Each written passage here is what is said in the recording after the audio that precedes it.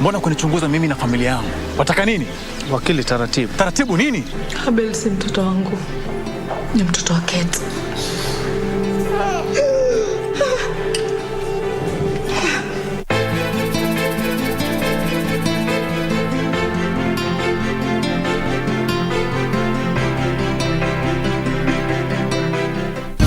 Dos divididos por una sombra de traición.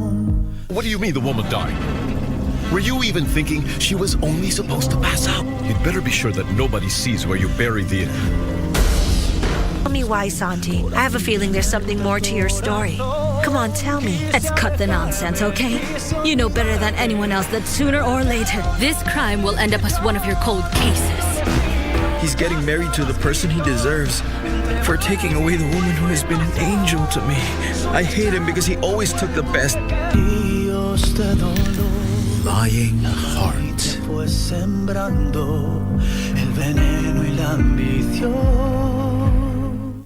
Nukta Trano FM.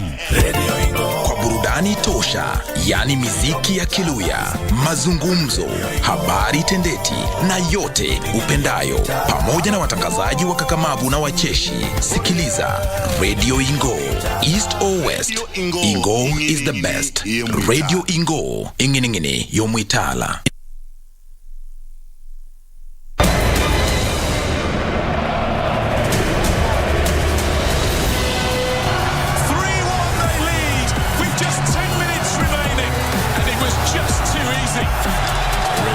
Cross for Edward Levin, and that wraps things up for Here is Hurlo and Demirovic, and Freiburg have now surely sealed their passage.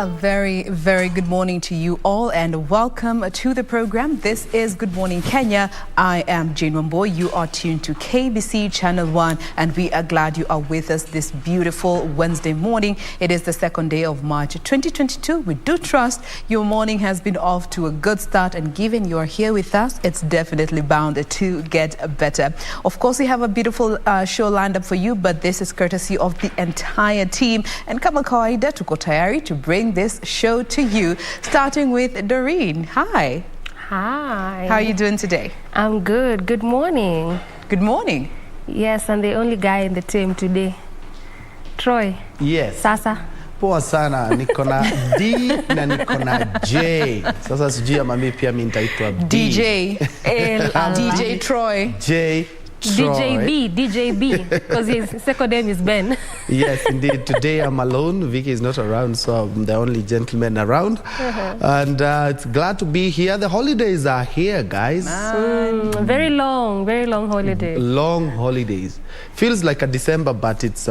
But a reprieve for parents, December at least in March. A reprieve for parents when you look at it. At least a time to breathe, tafuta school fees pole pole. Yes. Kuna time, unlike December, which was just a week. Was it a week or two?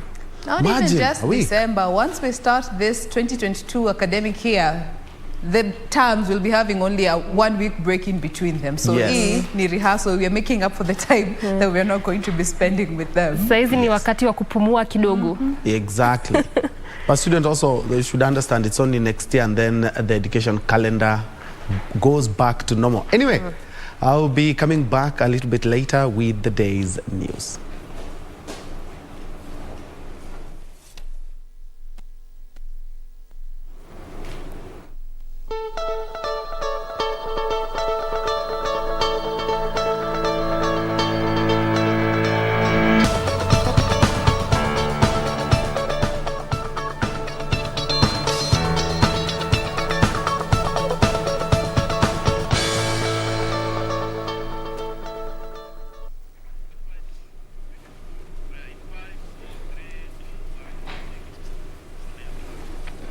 Good morning. Let's have a look at what's in store in the news. Education Cabinet Secretary Professor George Magoha has maintained that the examination calendar will not be altered. Professor Magoha dismissed claims that there are plans to postpone the national examinations due to cases of insecurity in some regions. The Education CS said candidates in insecurity-prone zones will be transferred to safer exam centers. A day after a section of residents from volatile parts of Laikipia County cast a dark cloud over the national examinations that begin next week over security concerns, the Ministry of Education has responded. Education Cabinet Secretary Professor George Magoha now says the government is in control and that plans are complete to transfer students in insecurity-prone areas to safer exam centers. All plans are ready. All children will have exams in very secure areas where there is need for us to cater for the children in a boarding facility. The Education CS dismissing claim that there is a possibility of postponement of the national examinations. Nobody has enough power in this country except His Excellency the President, who was elected by everybody, to say the exam should not take place. They shall take place. The Education CS at the same time said the Teacher Service Commission has reached a consensus with the Kenya Union of Post-Primary Education over a looming teacher strike. So I don't think anybody is going to interfere in this exam. That one we can take to the bank. Nobody has capacity to do so. Not I, not KUPPET, not anybody else. But on the talking side, I believe KUPPET is talking to TSC. I have pleaded with them almost a week ago to call off the strike. Eastern Regional Commissioner Evans Achoki has in the meantime assured candidates sitting KCSE and KCP examination of their safety during the examinations period. Tumejiandaa vilivyo katika mkoa wa Mashariki kusambaza mitihani ambayo KCSE imeanza, inaendelea, na KCPE tutaanza rehearsal Friday, alafu Jumatatu kuendelea mbele tutaweza kusambaza na kuhakikisha ya kwamba mitihani imefanyika kwa mazingira inayofaa. Sentiments echoed by Laikipia County Commissioner Joseph Kanyiri, who said the government had mobilized security personnel to address any security needs in the county during the exams. Na rangu ni kuhakikishia wanafunzi na wazazi kwamba usalama upo tosha kwa hii kaunti yetu, na hivyo basi hatuna tashwishi kwamba huu mtihani utaendelea unavyostahili kuendelea kwa hii kaunti yetu. A total of 1.2 million pupils and 831,026 students will sit for KCPE and KCSE examination that begin next week.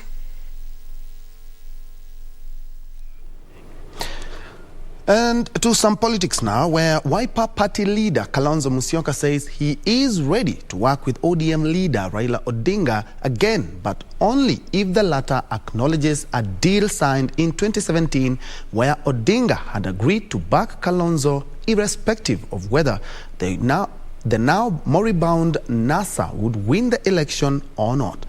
In what could complicate the impending signing of the Azimio One Kenya Alliance deal, Kalonzo wants President Uhuru Kenyatta to take charge of fresh negotiations, saying he does not trust ODM leader Raila Odinga. After snubbing the ODM National Delegates Conference Saturday, despite having attended a similar meeting organized by the Jubilee Party the same day, it was his turn to explain himself, owing to the amount of pressure he's currently under to join Azimio la Umoja.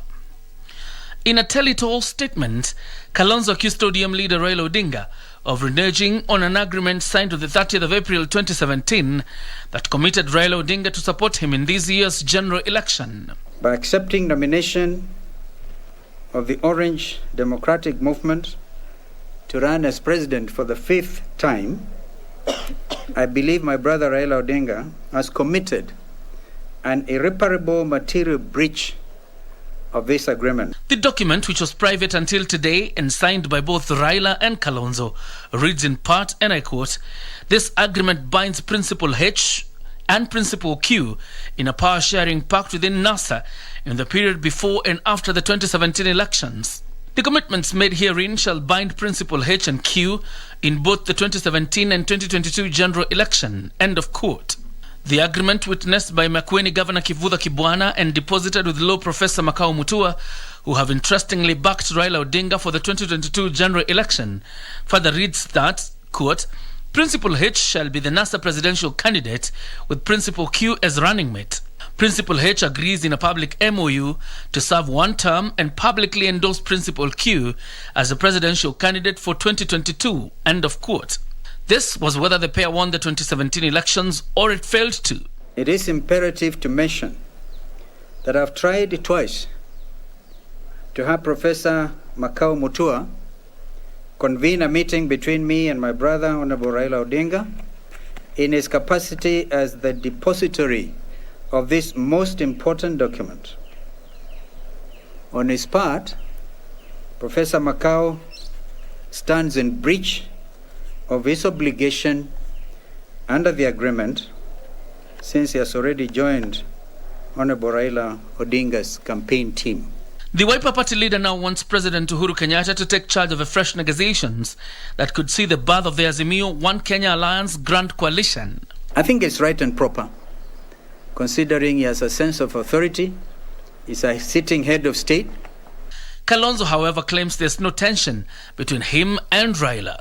With the clock ticking towards the August elections, the big question is which way Kalonzo Musyoka?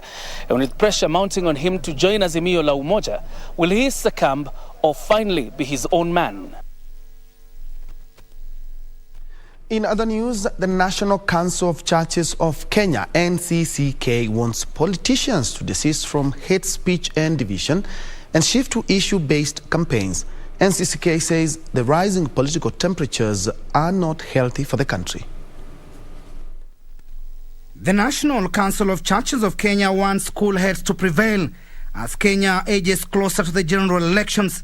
NCCK says the freedom of speech has its limit and that politicians must tame their tongue as they hunt for votes. Also noted with concern the sudden shift of campaigns from issue-based to use of abusive languages and hate speech.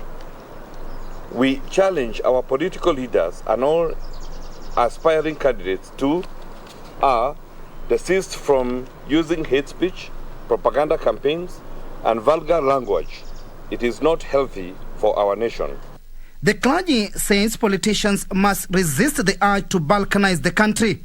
We warn you against the use of social media outlets to share propaganda and hate messages that could easily divide Kenyans among ethnic lines. Instead, let us use this platform to spread messages of hope and educative materials. Group spoke amid concerns by Haki Africa that there is a crop of politicians hell-bent on sowing division in the country. Tutaanza mradi wa kuchunguza yale maovu na uchochezi unaofanyika katika maeneo yetu. Tutaweza kujiami na vifaa vya kunasa video, vifaa vya kunasa audio, na hizi ushahidi hazitopeanwa tu kwa taasisi za hapa Kenya, lakini tayari tuko na makubaliano na vitengo vya kimataifa ambapo tutaweza kufikisha ushahidi huu ili hatua ziweze kuchukuliwa mwafaka.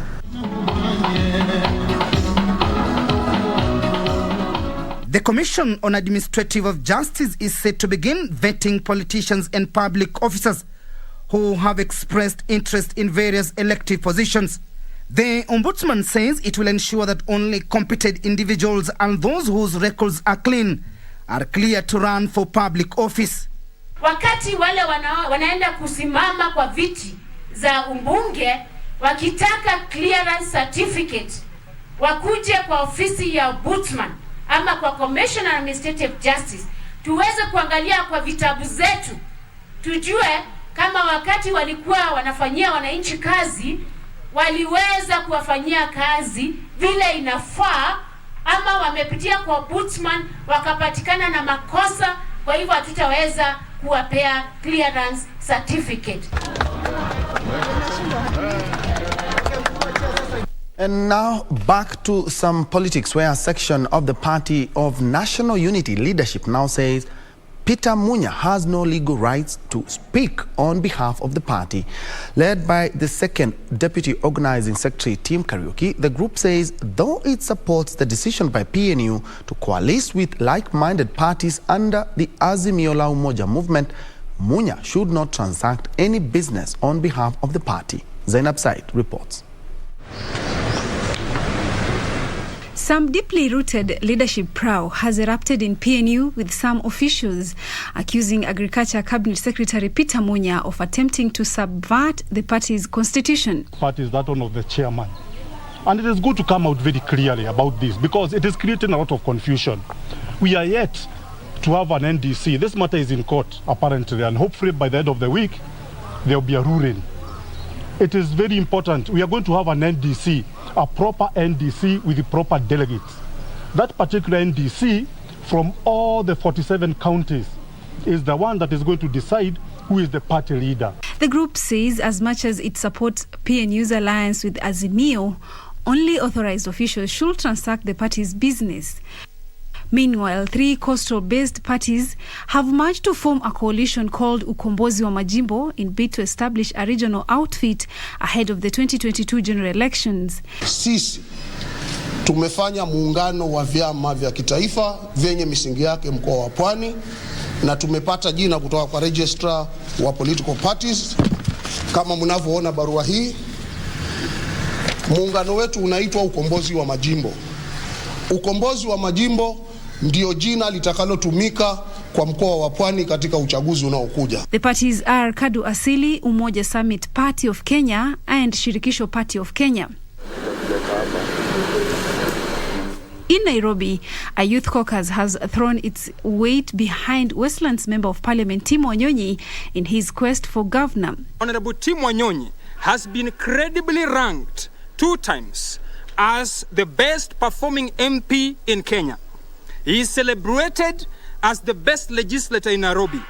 In tandem to this, there is no single aspirant whatsoever for Nairobi gubernatorial seat whose track record, experience or integrity comes any close to that of Honorable Tim Wanyonyi. The youth said Wanyonyi has what it takes to build the city.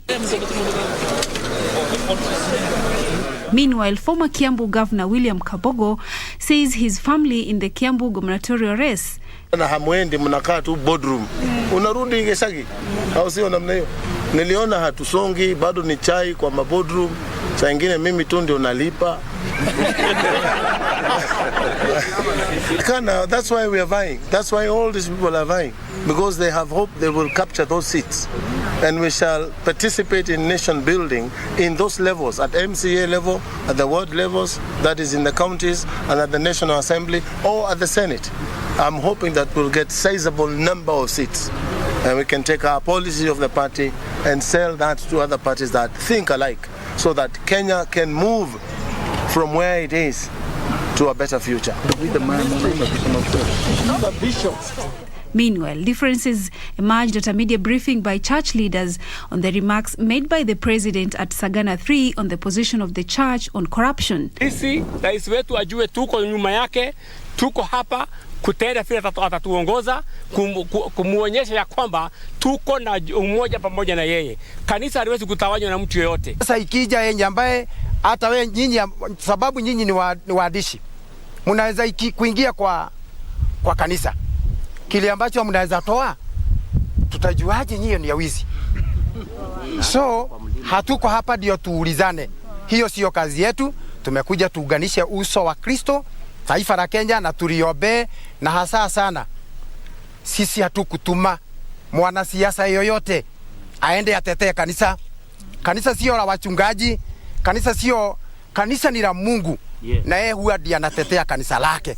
At the briefing, a section of men of cloth said they should not be blamed for receiving money from politicians, while on the other hand, a section of them asked to be forgiven by the president if they had received cash from politicians.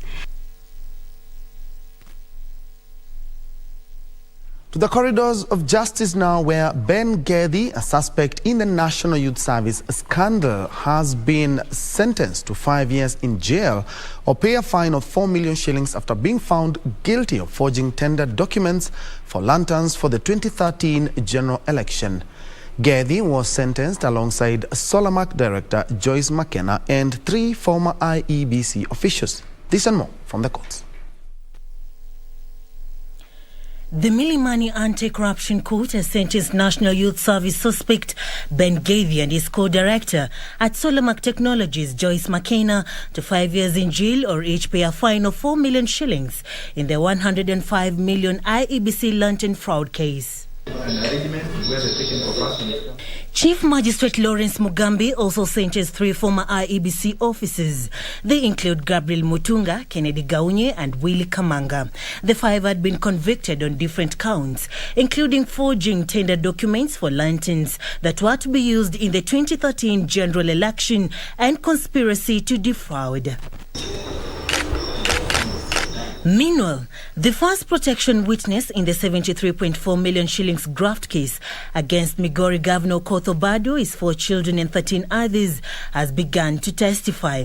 Robert Cheruiyot Rono, who is currently a forensic expert at TSCC, produced documents showing how close to over 20 companies associated with close family members were awarded tenders to a tune of 2.7 billion shillings in the financial year 2013-2014 and 2016-2017.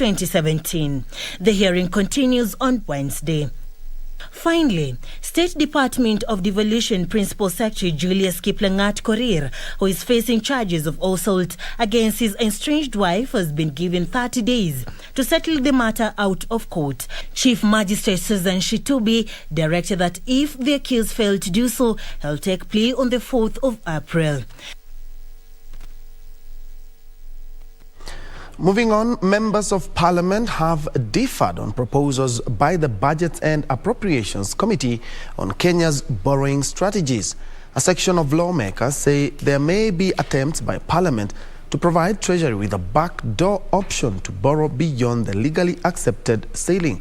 The country's debt currently stands at 8.3 trillion shillings.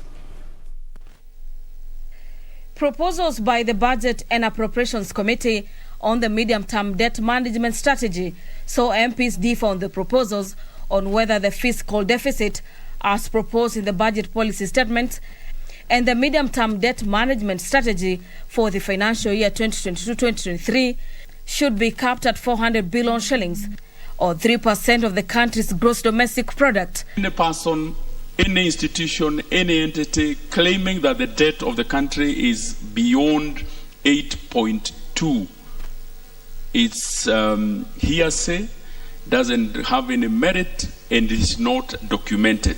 Medium-term debt management strategy be approved, but inconsistent with the fiscal deficit of the 400 billion that is maybe either the 400 billion or 3% of the GDP, whichever is low. Those endorsing the proposal saying the provisions adhere to the Section 63 of the Public Finance Management Act. This proposed amendment is timely and we should all actually back it because it's purely to ensure we and the country are well informed. Those against the report saying there are no clear proposals on how the cost of debt burden and reducing of refinancing risk on domestic debt will be done. Should we approve this BPS and the debt management strategy, it shall not be construed to be an approval to exceed our debt ceiling. We have borrowed, Madam Speaker, actually over-borrowed beyond the limits set here in this parliament. And I was actually sitting here wondering the debate we had earlier, Madam Speaker, because we ought to be discussing, Madam Speaker, on how to punish those people who have made this country borrow beyond the legal limits, Madam Speaker. The amendment by Kikuyu Member of Parliament was also thrown out as the leader of Majority Amos Kimunya urged the House to reject the amendment, terming it as preemptive and speculative since the budget estimates had not been discussed in the House. Let's just remove this from our records by deleting this, by objecting to it, by defeating this amendment, because it is very obvious that this House will not approve estimates that go beyond the debt ceiling. A section of MPs claiming Treasury has a fiscal deficit of 846 billion shillings and if allowed to borrow, will overshoot the country's debt ceiling. The country's debt now stands at 8.3 trillion shillings. In other news, fertilizer prices might hit 7,000 shillings in the near future if no subsidy is put in place as global prices increase following the Russia-Ukraine war. Agriculture Cabinet Secretary Peter Munya says he needs 31.8 billion shillings to stabilize fertilizer prices, with Parliament offering 3 billion shillings for the program in the supplementary budget. Currently, fertilizer retails at an average of 6,000 shillings in most parts of the country, as the commodity experienced unprecedented price increase. The government blames the high prices on the current Russia-Ukraine war for the price increase, as Kenya sources her fertilizer from Russia. Given the circumstances and now even the war in that region, Russia and Ukraine, the prices could even go further.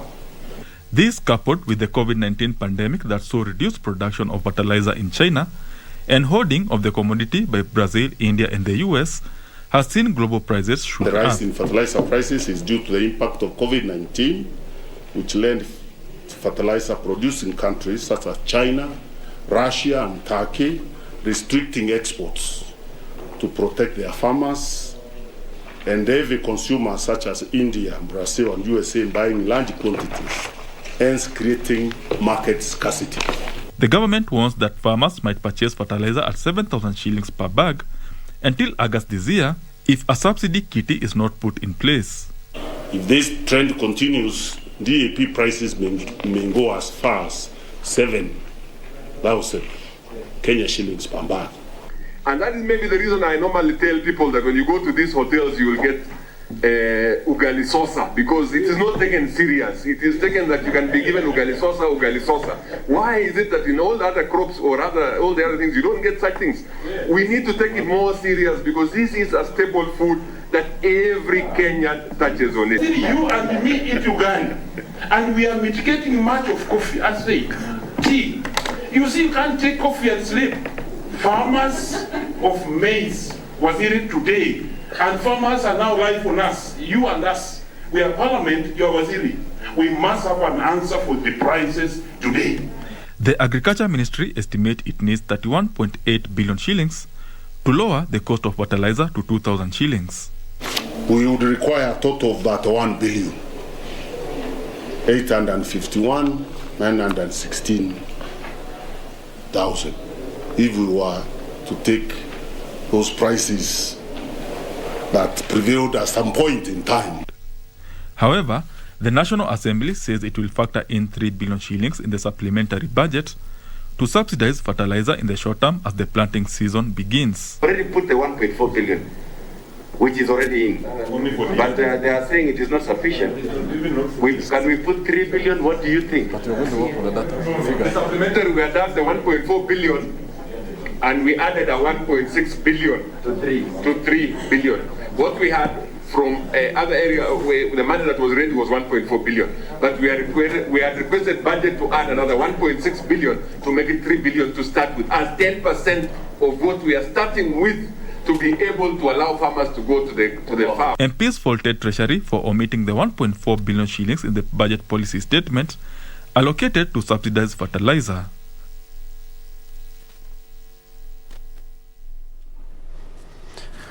That's all we had for GMK News, but don't go away. We still have lots more in store. We take a short break. We look at the traffic. From that, we're going to be looking at matters land. What are land rates? What are the land audits? What is the status in the region? Especially when you talk about Kiambu, be hosting the CEC member of lands from Kiambu County. Don't go away.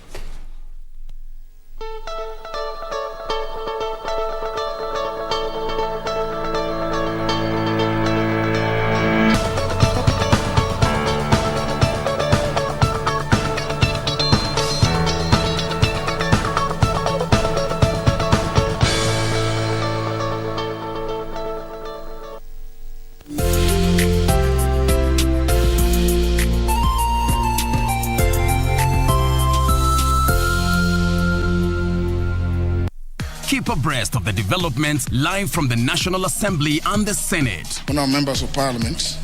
The questions. When is the construction expected to commence? The motions. Beg to give notice of the following motion. The debate. Will as many as what opinion say aye. The statements. A statement on an issue of general topical concern.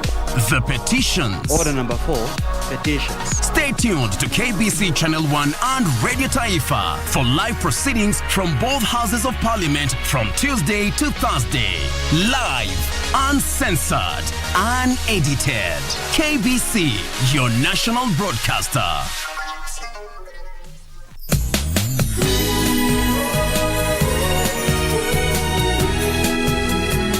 I'm afraid she's not gonna let go that easily.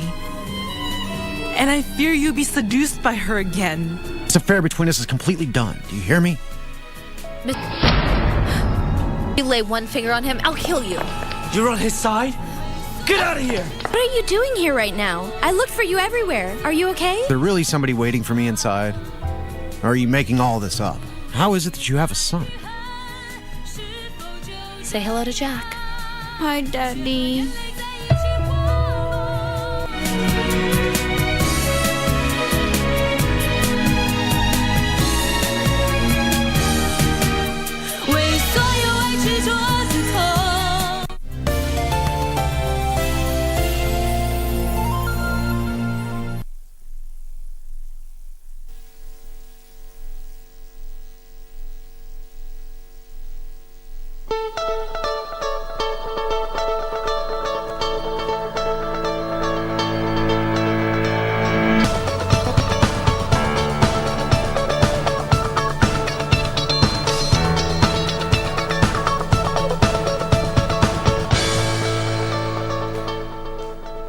At exactly 2 minutes past the top of the hour, welcome back to Good Morning Kenya. Time for us to quickly look at how our roads are looking like this Wednesday morning, and we will be focusing on Nyerere Road as well as State House Road. This is how this particular section is looking like. Also, it's simply because it always serves as a very, very good alternative route for those living areas of Wayakiwe, as well as sections of or areas around city center, particularly as you leave areas of Globe roundabout, either going through sections or 2 sections of Uhuru Highway up until Wayakiwe.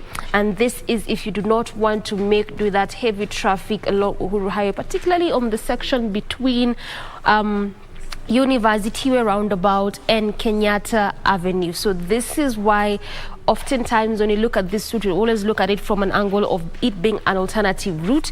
And this is how it is looking like. This is as you leave All Saints Cathedral, leaving areas of Agwix Kodek, Valley Road, Mbagathi Way, coming all the way to the city center. This is how the entire section is looking like. A bit of a traffic.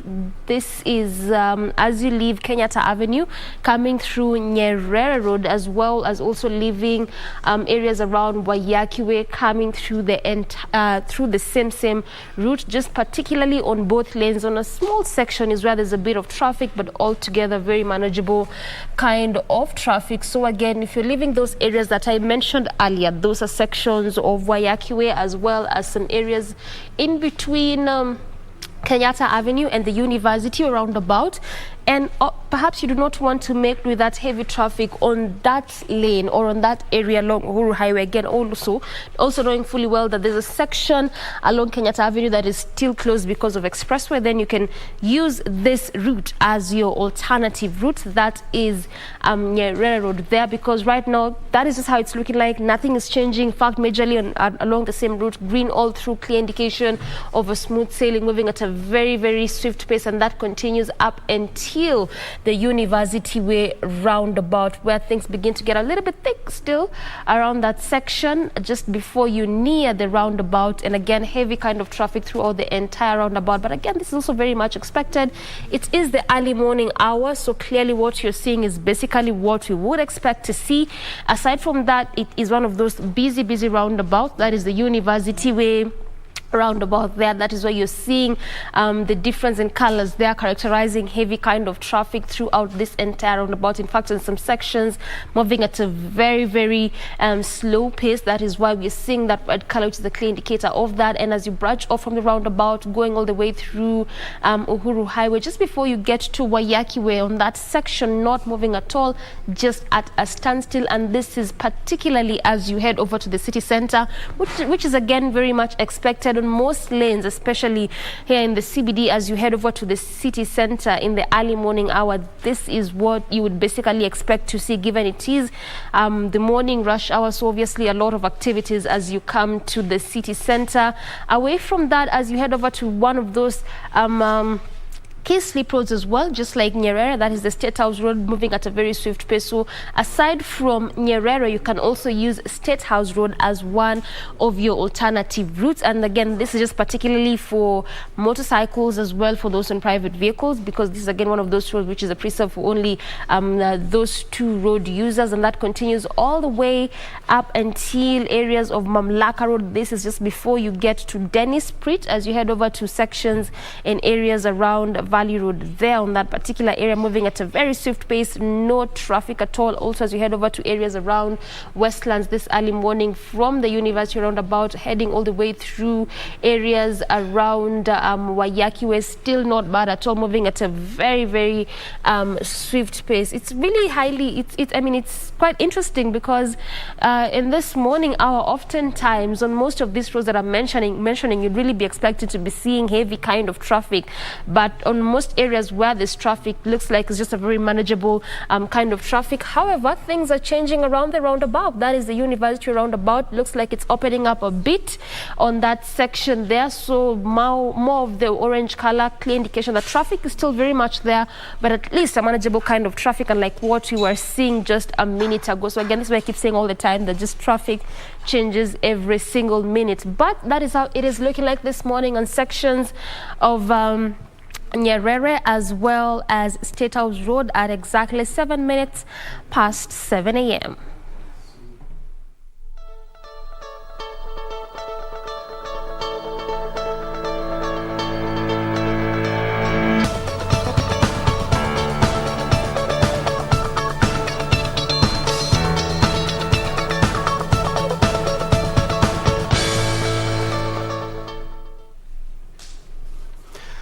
Welcome back, and just in case you joined us, good morning. This is Good Morning Kenya, and as I had alluded to earlier, is that we'll be talking about matters land. Of course, it's a hot topic when it comes to Kenya, and also a lot has been done in the last couple of months by the government when it comes to matters digitization and making sure that people have their own title deeds. The president himself said one of the things that he has been able to do that other presidents have not been able to do is give lots and lots of titles. But not only titles, a lot is happening.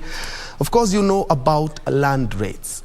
Why should we pay them? What are they in the first place? What happens if I decide not to pay the land rates for my plot of land? Well, all these questions will be answered, and just in case you have more, kindly reach us on all our social media spaces. And now, to help us understand more, I'm joined by CEC member in charge of lands in Kiambu County, Madam Eunice Masharia. Karibu sana. Asante sana. I know there are a lot of questions when it comes to land, and also as a CEC, you've been asked lots and lots of questions. Let's first of all have a look at your department. What have you been able to do as Kiambu County government? A lot of challenges when it comes to counties like Kiambu, Nairobi, and Machakos. Basically, a lot of counties that surround Nairobi have a lot of land issues.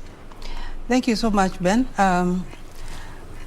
I head the Department of Lands, Physical Planning, Housing, Urban Development and Municipal Administration at the Kiambu County, at the CCM in charge.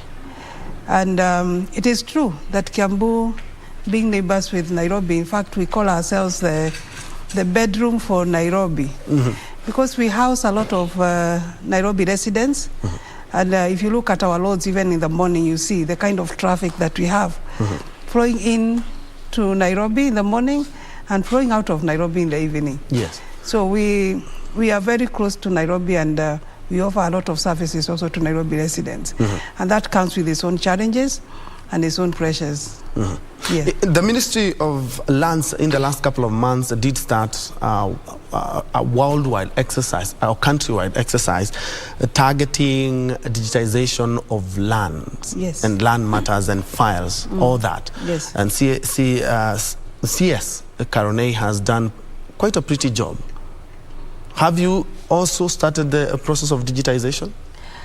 Yes, we have started the process of digitization in our land information management systems, the way we manage our land. And that is a process that is ongoing in matters of making sure that we have in sight all the land that is registered at Kiambu. But more so in the planning department, we have digitized the process of approvals, development approvals.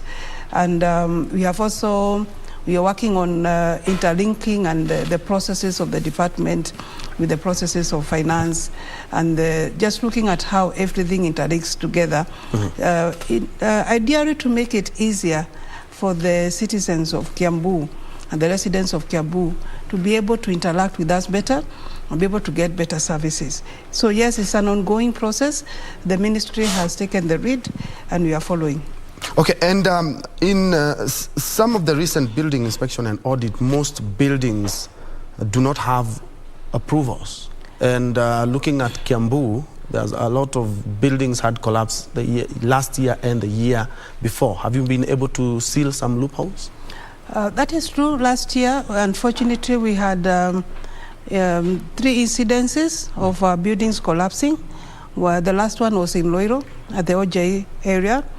And immediately after that, we formed a multi-sectoral committee where we invited the Directorate of Building Inspectors to join us, the Engineering Board, the Architectural Association of Kenya, and other members of the associations, together with the county government of Kiambu.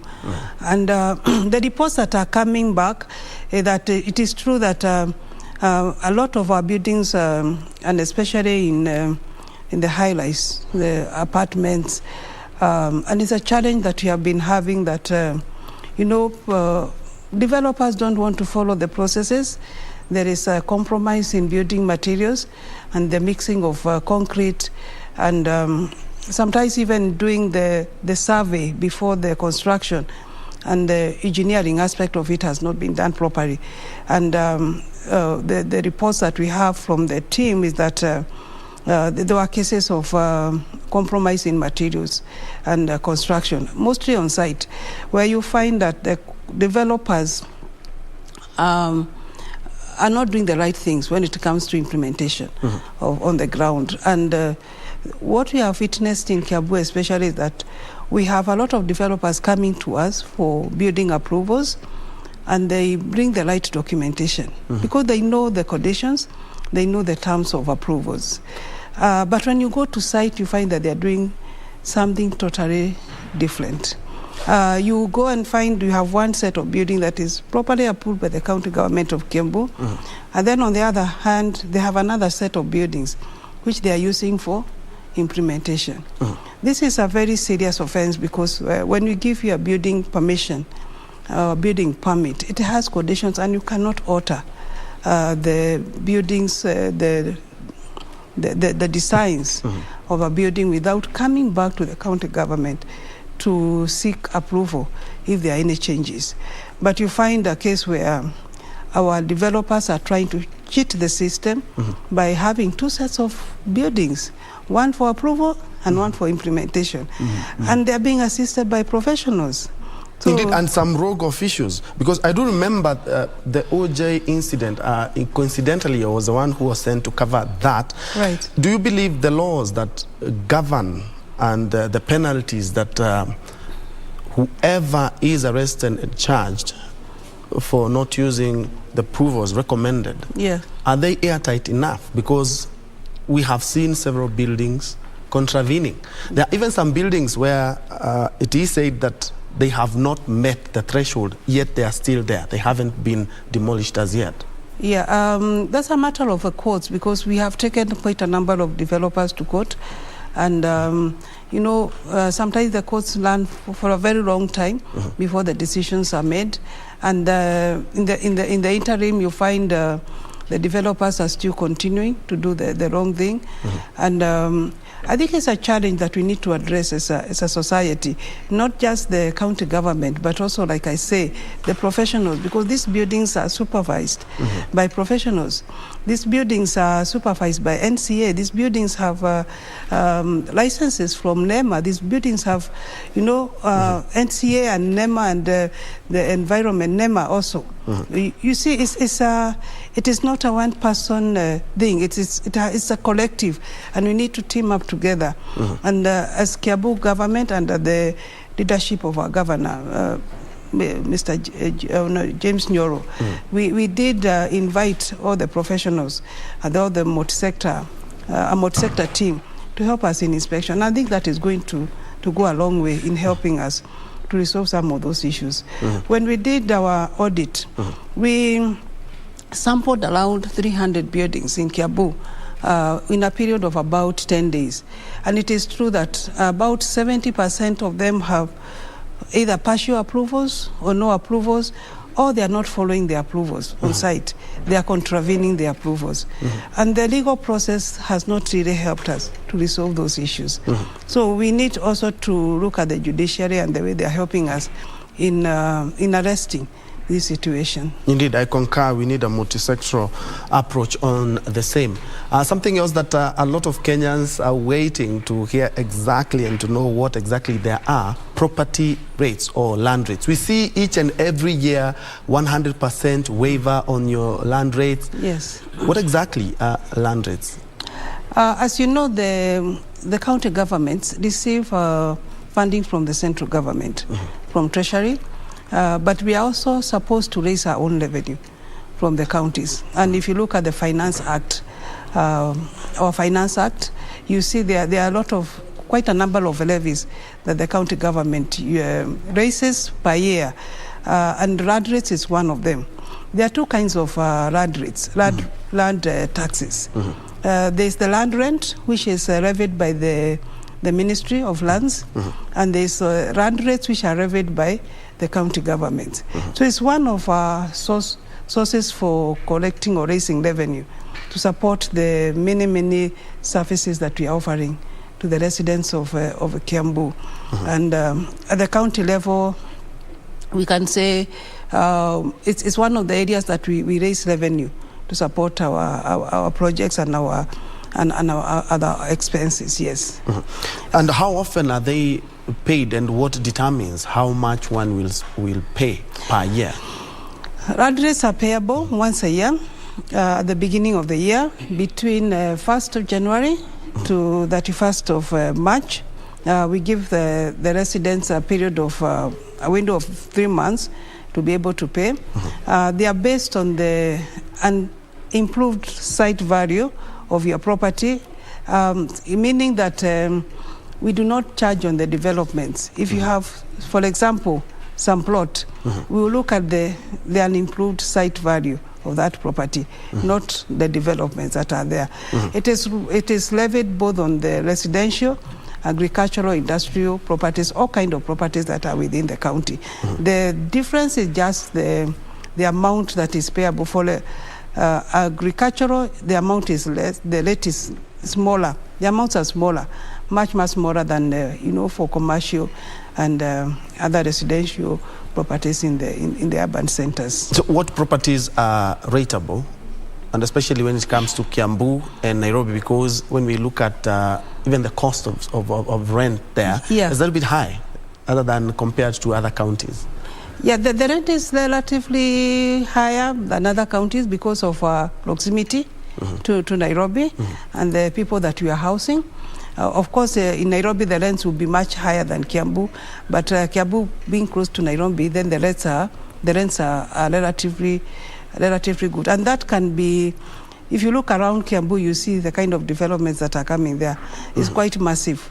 If you go to a place like Luaka, you can see what has happened in the last 10 10 years. There are a lot of changes and a lot of developments, and especially on both on the rental and also on the properties for sale.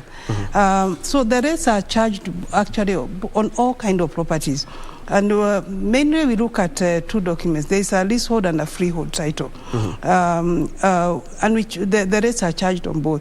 Because if you look at the national government, you do not pay land rent on a freehold title. But in the cases of county government, then it also apply on a freehold title. So we would say it is charged on both all kinds of properties, both residential, agricultural, industrial, commercial. We hear every year 100% waiver on penalties. Yes. What if somebody decides, I'm not going to pay the rates themselves? We hear of the waiver each and every year. What happens to his property? What happens is that, well, like I said, we give you a 3 months window to pay your rates. That is between 1st of January to the 31st of March. If you have not paid your rates by 31st of March, then you are charged a penalty. And that is a 4% on the outstanding amount per annum. So, and that's why we are actually pleading and asking, the residents to pay up their rates before the end of the window, the end of the season, that is by the end of March, so that you do not incur a penalty. Because why would you incur 4% interest on the unpaid rates, and you could have paid them? And they also, danger is if you accumulate the rates, because the laws gives us the power to actually, if, for example, it's a commercial property, the county government can come and start charging rent or collecting rent from your tenants. If the situation is even worse, the county government can actually auction your property. Really? Yes, and we have seen those things happen. What if I have a building, yes, but it doesn't have any tenant? I'm not collecting any money. Am I supposed still to pay the rates? I'll give you an incident that happened to... oh, yes, it is not based on what you are collecting. Okay. It is based on the fact that you have land. Land there. Yeah, in Kiambu. It is not based on whether it's even developed or undeveloped. And like I said, we do not charge rates on developments. Yes. We charge rates based on the land, the vacant land. So even when we are doing the assessment, we do not assess your property based on the developments that are on the property, but on the land itself. And is it, but the rates themselves, do they also apply to agriculture land if I decide to be farming my small plot of land? Yes, but like I said, the difference is in the rate struct, what we call a rate struct. Because after the valuer comes and assesses the value of the land, then we determine the rate struct, the percentage that we are going to use to levy rates on that particular property. So it can be a 0.001% or a 0.01% or 0.02%, depending on the kind of property that you have. So for commercial properties, it will be higher than for residential, than for agricultural. The Ministry of Lands did start the digitization exercise. Do you believe, from what you've seen and also in other counties, have it been able to seal the loopholes that we've always experienced of people being conned land, people being conned plots? I would say it's a work in progress. I cannot say at this point they have it 100%, but I would say it's a move in the right direction, and I believe we shall get there with time. I have been lucky to see other jurisdictions where they have been able to fully digitize their land records and their land processes, and it's something that is achievable with the right commitment, the right resourcing, and everything that they are putting in. So I believe the ministry is on the right track, and we should get there. Yes, I know, of course, there will be repercussions when I decide to perhaps develop without the approvals. Yes. To emphasize the severity of this, because as you said, more than 70% of the buildings, some have not completed their approvals. To emphasize the severity of it, what happens? I think the issue of building approvals, and because 70%, that's a big number. Yeah, the 70% non-compliance in building approvals, I think that's a very big percentage, and that's why we are actually organizing things like the land clinics to be able to educate our people and developers and tell them which is the process. There have been a lot of misconstruction in the industry, especially when it comes to approvals. A lot of people think it is a difficult process to go through, and it's actually not difficult at all. We have different kind of approvals. You can come to us when you want to do a construction. You can come to us when you want to do, say, a boundary wall. You can come to us when you want to do a building, either a commercial or residential or whatever other kind of, as long as it's a permanent building, then you need to seek approvals. So sometimes people don't know that they are supposed to seek approval, or they are misled, or they think it is difficult, so they don't come to us. Or they come to us when it is late. But what it is important that you get your approvals. One is because if you don't, the county government can take you to court, and you know that delays your process of construction. If you are delayed in constructing, sometimes you have borrowed even funds from a bank, you are incurring an interest on those funds. So you don't want to be left with and we have quite a number of those constructions that are waiting for the determination of the court process. And that delays can be very expensive on a developer. In our situation, then we can come and actually demolish your property. If you have not sought approval, or you have built contrary to the approvals. And talking of clinics, as we wind up, you as Kiambu County are organizing a clinic. Kindly touch on it as we wind up. All right, I'll touch on that. Before I go to the clinics, I want to just mention the kind of approvals that you can come for from our department. And first of all is when you are doing a building construction, both for architectural and for structural drawings. And the approvals are robed in our EDAM system. We have a system that processes the development approvals right from the time that you put it into the review, to the circulation, to the invoicing and the payment. It is all done on the EDAM system, and your architect will lobby that application in the system. Then we have other. You want to change user, say on a property, it says agricultural, and you want to change that user to commercial, or you want to do a residential building, then you need to come and seek approval from us for that change of user. Sometimes you want to do a subdivision on your property, and that's another area that you need to come. Or you want to amalgamate your properties. You have several plots and you want to make them into one, possibly to serve you better in your development, then you need to come to us. Sometimes you have started your construction without seeking approval. And we have so many of those cases, like the ones I mentioned in the 70%, 25% of non-compliance. There are people who started or changed their designs midstream during construction. Then you need to come back to the county and seek regularization of that development. Then we'll give you a building permit. When you finish your development, you need to apply for occupation permit.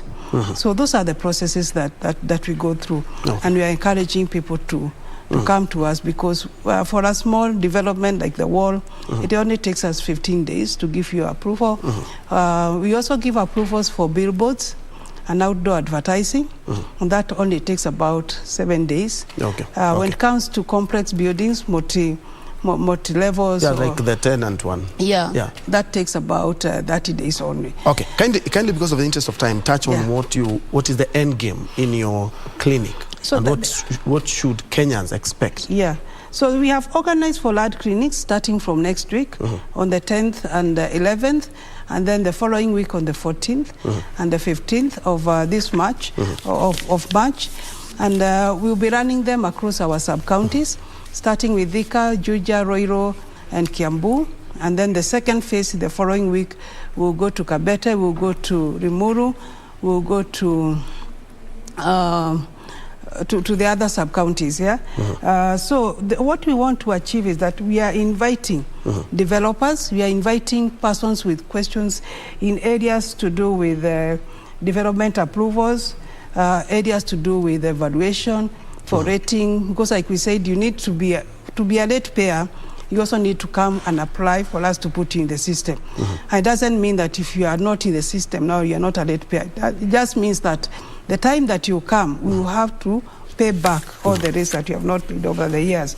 So we want to meet with our population and tell them what we do, explain our processes, explain what we do, explain so that we are able to help them. And when you come, for example, like a late payer, you want to be put in the system, we shall facilitate that from the application to invoicing to payment. If you have a small building that you are building, we shall explain the process of approval. If you have any challenge in any of the areas that we are offering services, we are inviting you, if you are a developer or if you are a property owner, you have a problem with rates, we are inviting all those people to come and interact with our officials. We are going to have our surveyors on site.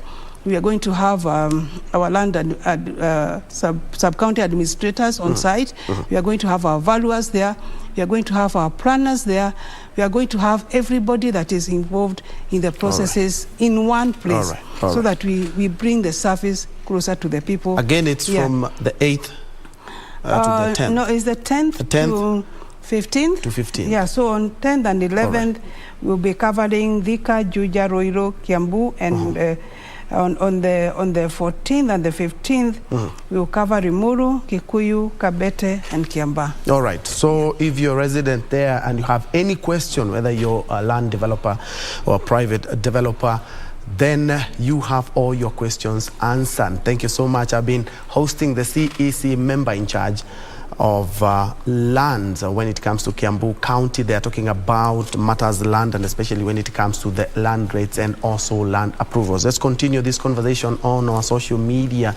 In case you have any questions, just wire them, and of course we will be able to get answers from the CEC. Then from here we have the county focus, where we are looking at Siaya County and our very own Victor Olong instant with the county governor for Siaya. Let's know more about this great county.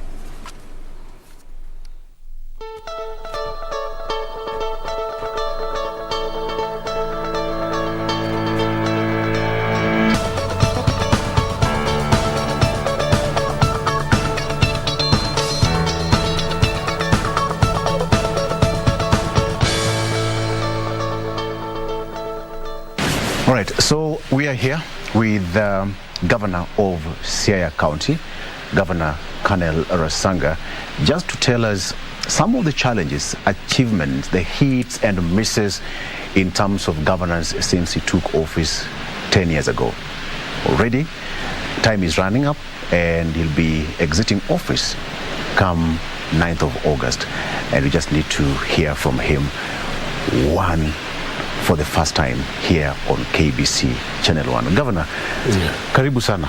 Thank you, and good morning. Good morning to you. And it's a nice environment. We've seen flowers all over. Are you a lover of flowers? Yes, I am a lover of environment. Yes. Not just flowers. Yes.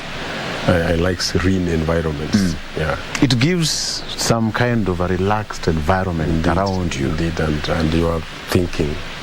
Yes, refreshes somebody. Yes. Yeah. Imagine if Wangari Maathai was alive and she came here. She would really love this compound of mine. Yeah. Okay. Yeah. Let's talk about you as the governor. You been around for some time, and now it's 10 years. But before we get there, what do you make of the handshake? It's now almost 4 years. What do you make of the handshake? No, handshake really meant a lot of things for us, especially as governors. Before the handshake, there was a lot of tension. Yes. In the Council of Governors, where we congregate as governors to champion our interests for every county. There was a lot of competitiveness when it comes to the leadership of Council of Governors. Yes. But the moment the handshake came in, now everything was seen as normal. Yes. So that even if there are elections, you don't look at yourself as I am a Jubilee, as I am ODM. Yes. Yes. So it really thawed the relations. And I think that was a very good pointer to things that would come. Number two, we were free as governors, yes, to crisscross, yes, even the counties. For example, if there is in Muranga, I have Wairia as a governor, we would easily reach each other without any problem. Yeah, so that tag that was there about the party being ODM, party being Jubilee, ceased to exist. So it meant quite a lot of things flowing smoothly. Yes. You know, it's quite interesting to hear that before handshake, even the governors themselves had issues among the council. Yes. It was that bad. There was, because you see, you go, you congregate as governors, then you come in because you are from ODM, and some are from Jubilee. So you not agree on any legislation or any agreement? No, first of all, getting the office. Who is the chairman? Yes. Then they will be saying the chairman should be coming from this party. Yes. And so on and so forth. And you know that is not good at all for the country. Right. Because the most important thing is, once you have been made a governor, you are a governor, and therefore, as governors, we are supposed to,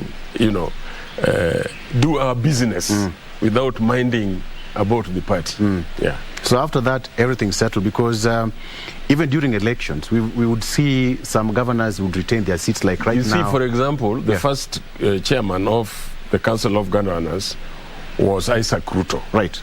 And Isaac Ruto came from Jubilee. Right? Yes. And the immediate vice chair was Kidero, who was ODM. from ODM. So that was the arrangement. You get it? But today, when Oparanya became the governor, Oparanya took over as the chairman. Yes, from an ODM person. Yes. Who was Nanok. Right. Right? Yes, and it has gone to Ambora, not because of the party. No. So the party is getting lost somehow because of the handshake. You have to get it. This is interesting.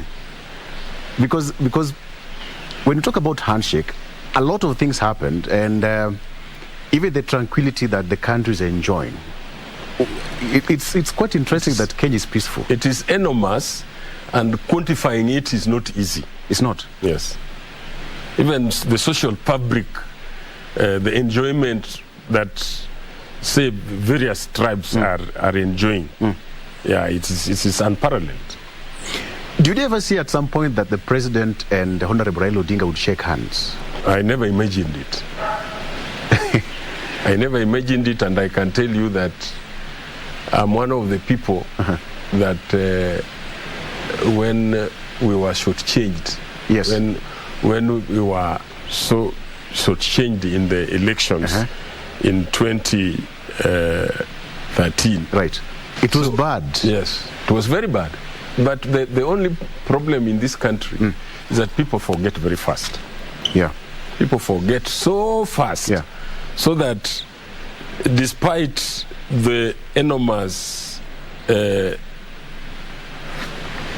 obvious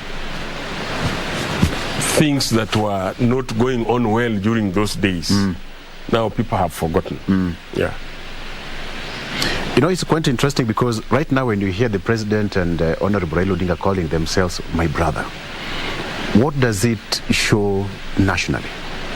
It's a very good thing, but it has that my brotherhood should transcend down to the people, right, themselves. Yes. Are we feeling it? We are not feeling it as much, but the way Uhuru has now come to support Raila for presidency, that is a very big mark. That is a very, very big mark. Because nobody ever saw it coming. Yes, that's a very big mark because, you know, the level of tribalism. Yes. That is like rubbing out tribalism completely from in this country. Because if you begin it from the top there, then things will definitely rearrange themselves. The sense. Yes. And perhaps somebody will say that whatever happened between Jaramogi and the founding president, Kenyatta, it's now replicating itself right now, years later. Yes, it is being sorted out. It was not sorted out then. It was not sorted out then because I believe by the time Jaramogi was, you saw recently is when Mohoho went to pay his last respects to Jaramogi. Yes. Isn't it? Yes. Just after the handshake. Yes. That means that there were still certain things that had not been sorted out. Yeah. And Kenyans should take this so seriously. This is supposed to be taken very seriously because the trajectory that the country was taking when it comes to developmental issues, the country was going when it comes to tribalism. Yes. It was just too bad. Yeah. Because, Governor, you know, you are the first pioneers of the Constitution, something that you all fought for. What would you make of the Constitution years later, from 2010? You see, the Constitution, as they say, is a very good Constitution that we have. Yeah, we have a very good Constitution. That does not mean that if it is good, we cannot look at certain parts of it, which are supposed to be tailored towards making it even better. Yes. Right? It's progressive. Yes, it is a progressive thing. And the fact that we started, it brought about devolution. Yes. I think there is some ambassador who came to talk to us as governors, having had devolution for some time. He was a Yugoslavian ambassador. And he told us that the effect of the devolution people will only start seeing the goodness of devolution after 25 years. So this 10 plus another 10 plus another 5. Plus 5. Then devolution will be seen. Because it has got some loose ends that must be fixed. Yes, that must be fixed. Because like now, when you talk, there are so many things which are still teething, which must be sorted out. Yeah. Out of 100%. Because, for example, I can tell you a very important thing. Look at it that the population that we have in this country of 48 million, the urban population is a very small percentage. Yes. The biggest population is in the rural area. And that is where devolution is, isn't it? Yes. And then the money for roads is still held here. At the national level. At the national level. And the roads are where? The roads are in the Mashanen. So those are things that must be sorted out. Because for a country to develop, you have to develop infrastructure. Which the president says that he's done tremendously well. And I give him kudos for that. Even me, I have done the same in Siaya. Greatly accessibility. In Siaya, there is nowhere where you will go without a car. You can always drive left and right. No, Governor. You can't say that. I'm telling you. So we need to travel across the country and see for ourselves. Yes. We started when the accessibility was very bad in Siaya. And to date, I think we have made almost 1,800 kilometers. You know, that is like from Nairobi to Mombasa almost 3 times. Yes, but now the only problem is that there are Maram roads. Yes. We are only using them for accessibility. We want the farmers to access their farms, their produce to access market. And of course, you know, the journey that goes to New York starts from somewhere. So even if he is one of the residents, you know, like Siaya, by the way, we have a lot of Siaya people in the diaspora. I think if you go out there, one of the counties that has got the greatest number outside, even here in Nairobi, if you look at the number of people that are coming from Siaya, it is the greatest. So mine is, I can be able to connect that rural folk with the counterpart in New York very easily. Did you just have to say New York? Why did you say Mombasa? Hey, no. Yeah, but you see, New York is the farthest. Yeah. I get it, because, you know, when you talk about devolution, you are the pioneers of devolution, and somebody would say that the current governors who are the pioneers of devolution, you learned on the job. You did not know what it was all about.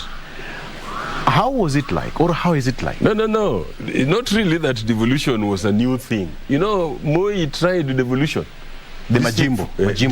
No. District focus for rural development.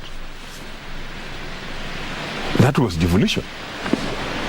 District focus for rural development that was there in the 90s. Yes.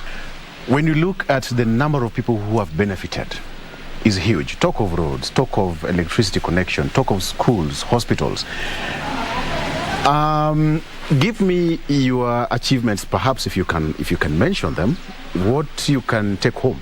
That we have achieved quite a lot. Yes. You know the kind of whatever was devolved is what I'll be talking about. You know, like education is not devolved. It's not. Yeah. Health is. But the part that is devolved is what I will start with. Yes. The ECD. Right. When we started devolution, the number of students, the population that was in ECD was less than 20. Less than 20,000 for the entire county. But to date, it is over 100,000. Reason? Reason, number one, we have constructed structures for ECDs. Almost in, how many schools? 267. That's a huge number. Yes. Right? 267 ECDs. A block consisting of 3 classes. Yes. The store and the office for the teachers. Yes. We have employed teachers 623.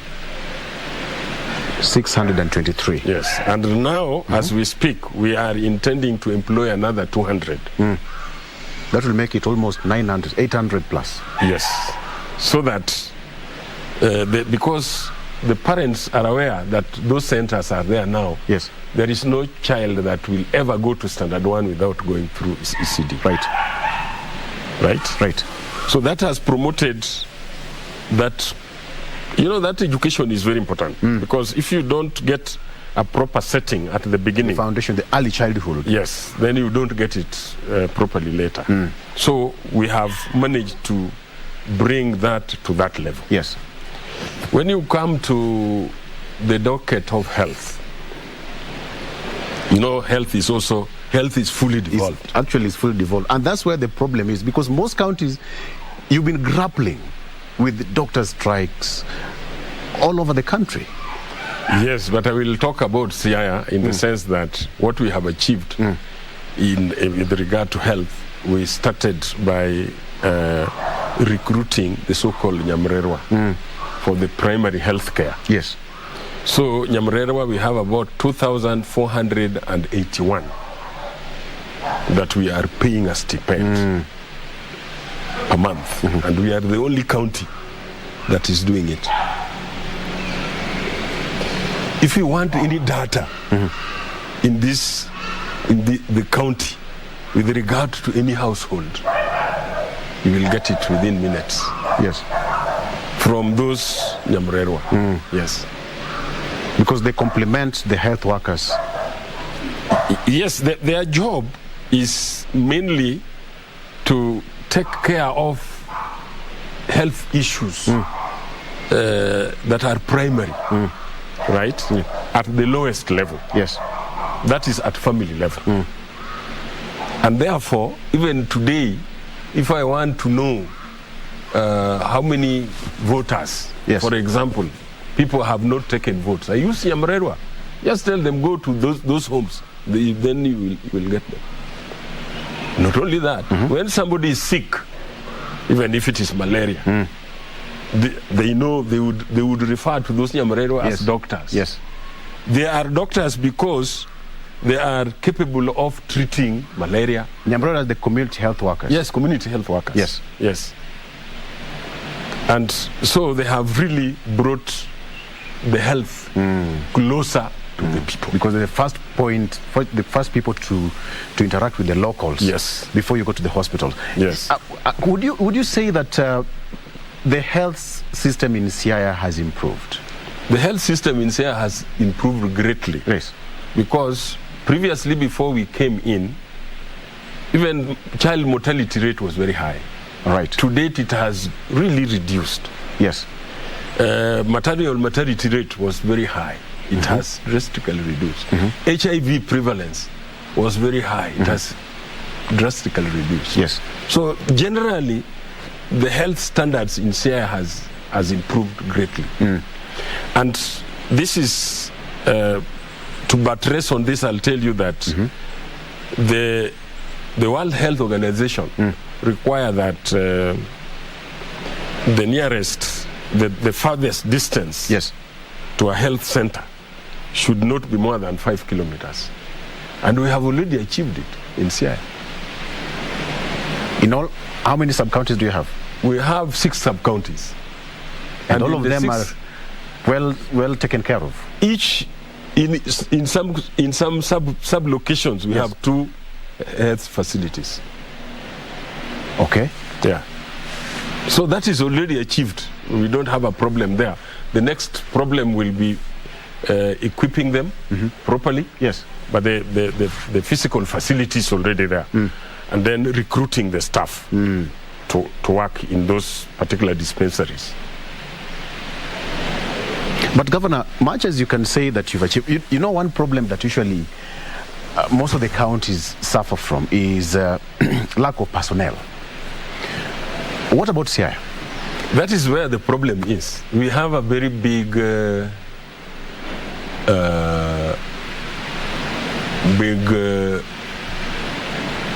bill when it comes to human resource. Yes.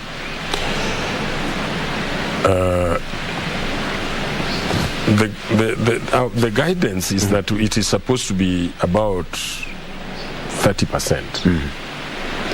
It should go up to 35%. But Siaya, you have gone up to, it's now 42%. 42. So you've surpassed the mark. We have surpassed the mark. And we are surpassing the mark because of the necessity. Right. No necessity obeys no law. Yes. Because we have already constructed that dispensary. What do you think? We shall need a nurse there, isn't it? We shall need a watchman. We shall need all those particular personnel. And therefore, that is an area that we have not managed to get enough staff. Yes. But it has to be progressively done. Yes. So like just last month, we have recruited quite a number to manage for us those structures the way they are. Yes. Yeah. You know, Governor, we live in a very interesting times. Corona pandemic came and things just took a different turn altogether. How did you manage it as a county? We did what we could. We managed to record very few deaths. Exactly. Because you remember, I was making a lot of noise that people who are coming from outside are the ones that are bringing for us corona. Yes. Yeah, but somehow people heeded the call, so that the observation of the use of mask, the observation of social distance, the observation of washing hands and sanitization, and so on and so forth, was done greatly. And so I think you even built isolation center, fully equipped. I have built for 300 beds. 300 beds, 300 and it's more than 300. In Siaya we have 200. Yes. In Ambira, because we are looking at Ambira and Ugenya, those two sub-counties, we have 50 beds. Yes. Then in Bondo, because we are looking at Bondo and Rarieda, we also had 50 plus, about 60. Yes. 60 beds. Yes. And all these you built from scratch during the pandemic? Yes, from zero. Okay. Governor, let's take a break. One thing that I want you to understand in the healthcare, I heard that there are some counties who have done cesarean birth for the first time in their counties, in their level 4 hospitals. I can tell you that in Siaya we are doing the cesarean at sub-county level. No. At sub-county level. Let's take a break, and when we come back I still want to talk about more of the achievement, because most people do not understand what governors go through. Perhaps when you outline them the way you're doing right now is when we will understand even more and better how the taxpayers' money is being used. So on that note, let's take a very short break, but when we come back we still have much more with Governor Colonel Rasanga. And by the way, what is his relationship with Dr. Moth? He will tell us.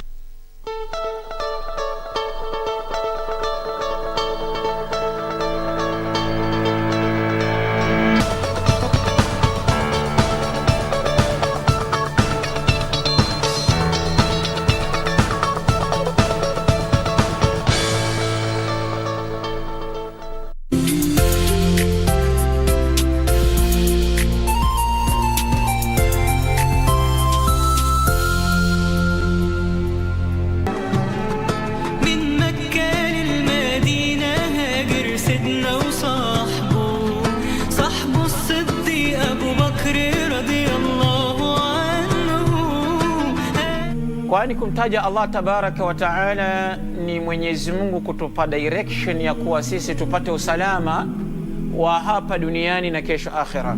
Kitendo ambacho ni chema zaidi ya vitendo vyote, ambacho kinaweza kuongeza daraja ya binadamu mbele ya Allah subhanahu wa ta'ala, na bora hata zaidi ya kupigana jihadi, ni kitendo cha kumkumbuka Allah subhanahu wa ta'ala. Bismillahirrahmanirrahim.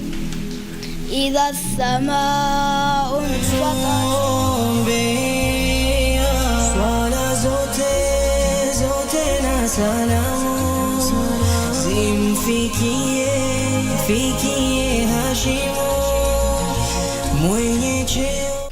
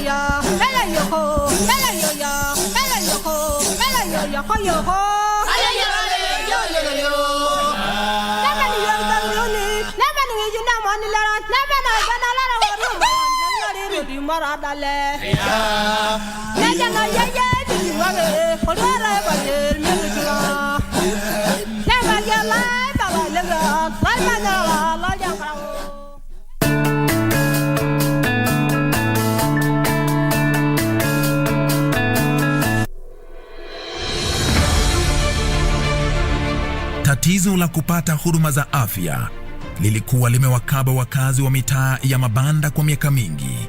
Lakini kupitia uongozi wa Rais Uhuru Kenyatta, mitaa hii sasa inajivunia hospitali za kisasa. Na wewe unaitwaje?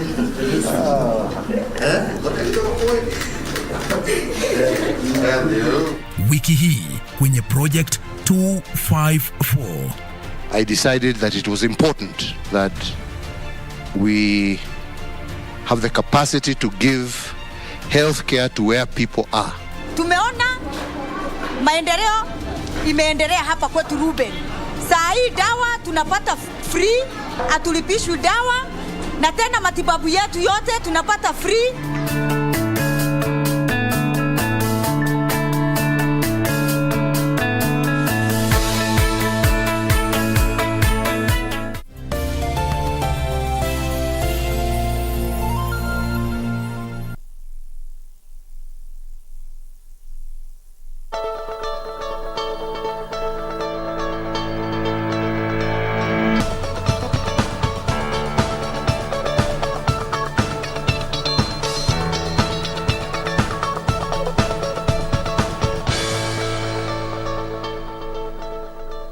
And welcome back. Still having a conversation with the Siaya Governor, Colonel Rasanga.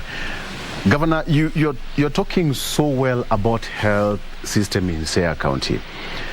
But a challenge that usually most counties faced is the strike by the doctors, the health personnel.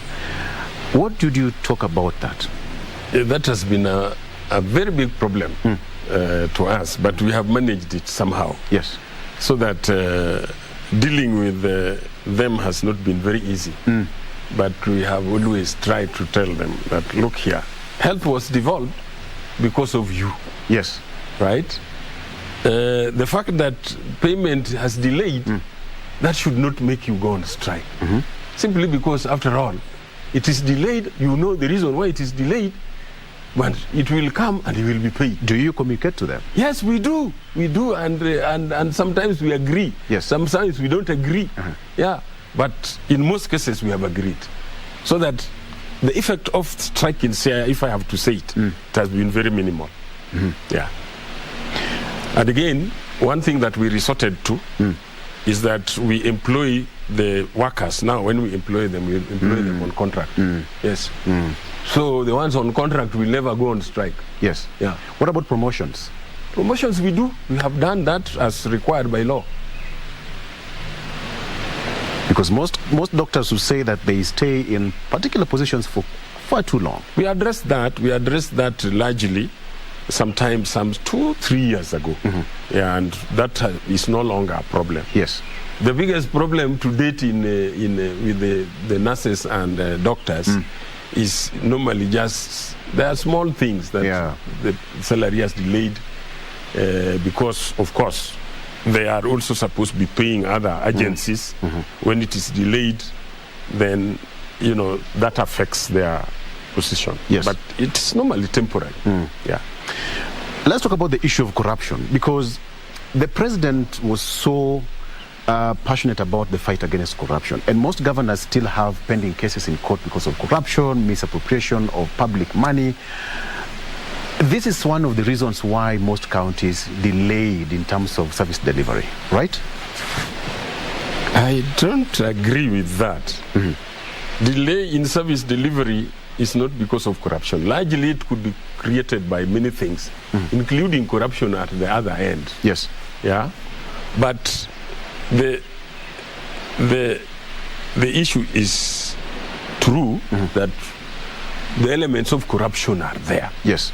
Within the county. What would you make about Siaya in particular? There are cases of corruption, I can tell you, because we have been having the anti-corruption on and off, doing investigations here and there. We have had some convictions. Yes. 2 or 3 convictions. And that shows you that corruption is there. However, we have been really trying to contain it. Yeah? But the biggest problem is the mindset of Mwananchi. Yes. And the current generation of people who work smart. Yeah?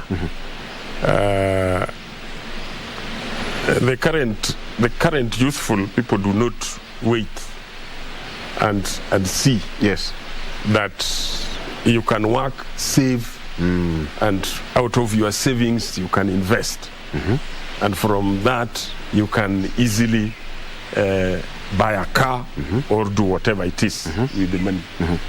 They want it very fast. They call it instant coffee. You just put sugar, coffee, and you have your tea. It's unfortunate. That is what we have in CI. I believe other counties may also be experiencing the same problem. But the biggest solution that would be on that would be some careful study should be taken. Yeah. Allow me to ask you this question, because you are an outgoing governor. The issue of pending bills is affecting most counties. What is the situation? I think CI we are safe. You can't say that you're safe. We are safe because we have dealt with most of the pending bills. We have dealt with many pending bills. Yes. And even if it is there, we are managing them, because we had sent a program to the COB. Yes. So that we go by the schedule. That each time we are given the money, there is some money that we spend on pending bills. Yes. Yeah. What is the current status of CI? CI, they are telling me that it is less than 24 million, which I don't agree. It could be something like 200 million. 20 million, that's a lot, because you have just 5 months to exit office. Yes, I am not very sure. According to what they told me this morning, they told me that it is 24 million. 24 million. Yeah. You know, most of the governors, people who will be coming in next regime, they'll be inheriting these pending bills. Are you intending to complete them, to pay the suppliers, all the pending bills to be clear before you exit? Our government will continue. The government will be continuing. It's only the governor that will be going out. Yes. But the rest of the staff will be there. Governor and the deputy, they wanaenda. But the governor and deputy comes in, isn't it? The ministers will go, but the chief officers will remain. So that government should be able to manage those debts, as it were, so that even the program of paying them should not be restricted to the end of the financial year. Yeah. But some would argue that some governors are taking advantage. They're saying that, we are going out, so the next governor will take over. That will be very unprofessional. We have to run these offices professionally. Right. So that what you are leaving behind, you must leave a name. Yes, you must leave a name. It is important to have a name. Having a name is very important. Yes. Yeah. Most governors, including CI County, you had not so good kind of relationship with the treasury in terms of disbursement of the money to the counties. Not CI. CI has been doing very well, but disbursement to the counties has not been good. You can't say that CI has been doing well, Governor, because what is your county revenue collection? Revenue collection, that is what brings in the pending bills. Yes. Pending bills come because of lack of collection of revenue. But we have really managed to bridge the gap. So that as we are speaking, I formed a task force, which is currently even on it for the last financial year and this financial year. They are really trying to make sure that the revenue is collected as per the target, so that even if you don't reach it, but the gap remains very small. What is the an average of CI annually, so to speak, or quarterly? As a result of the task force, I'm seeing that the difference came to be very minimal. Right. Very minimal. How much are you given by the national government, treasury, the revenue allocation? We normally get about 7 billion. Every financial year? Yes. On the average. Yes. So our budget is about between 7 and 8 billion. Yeah. That's not bad for CI.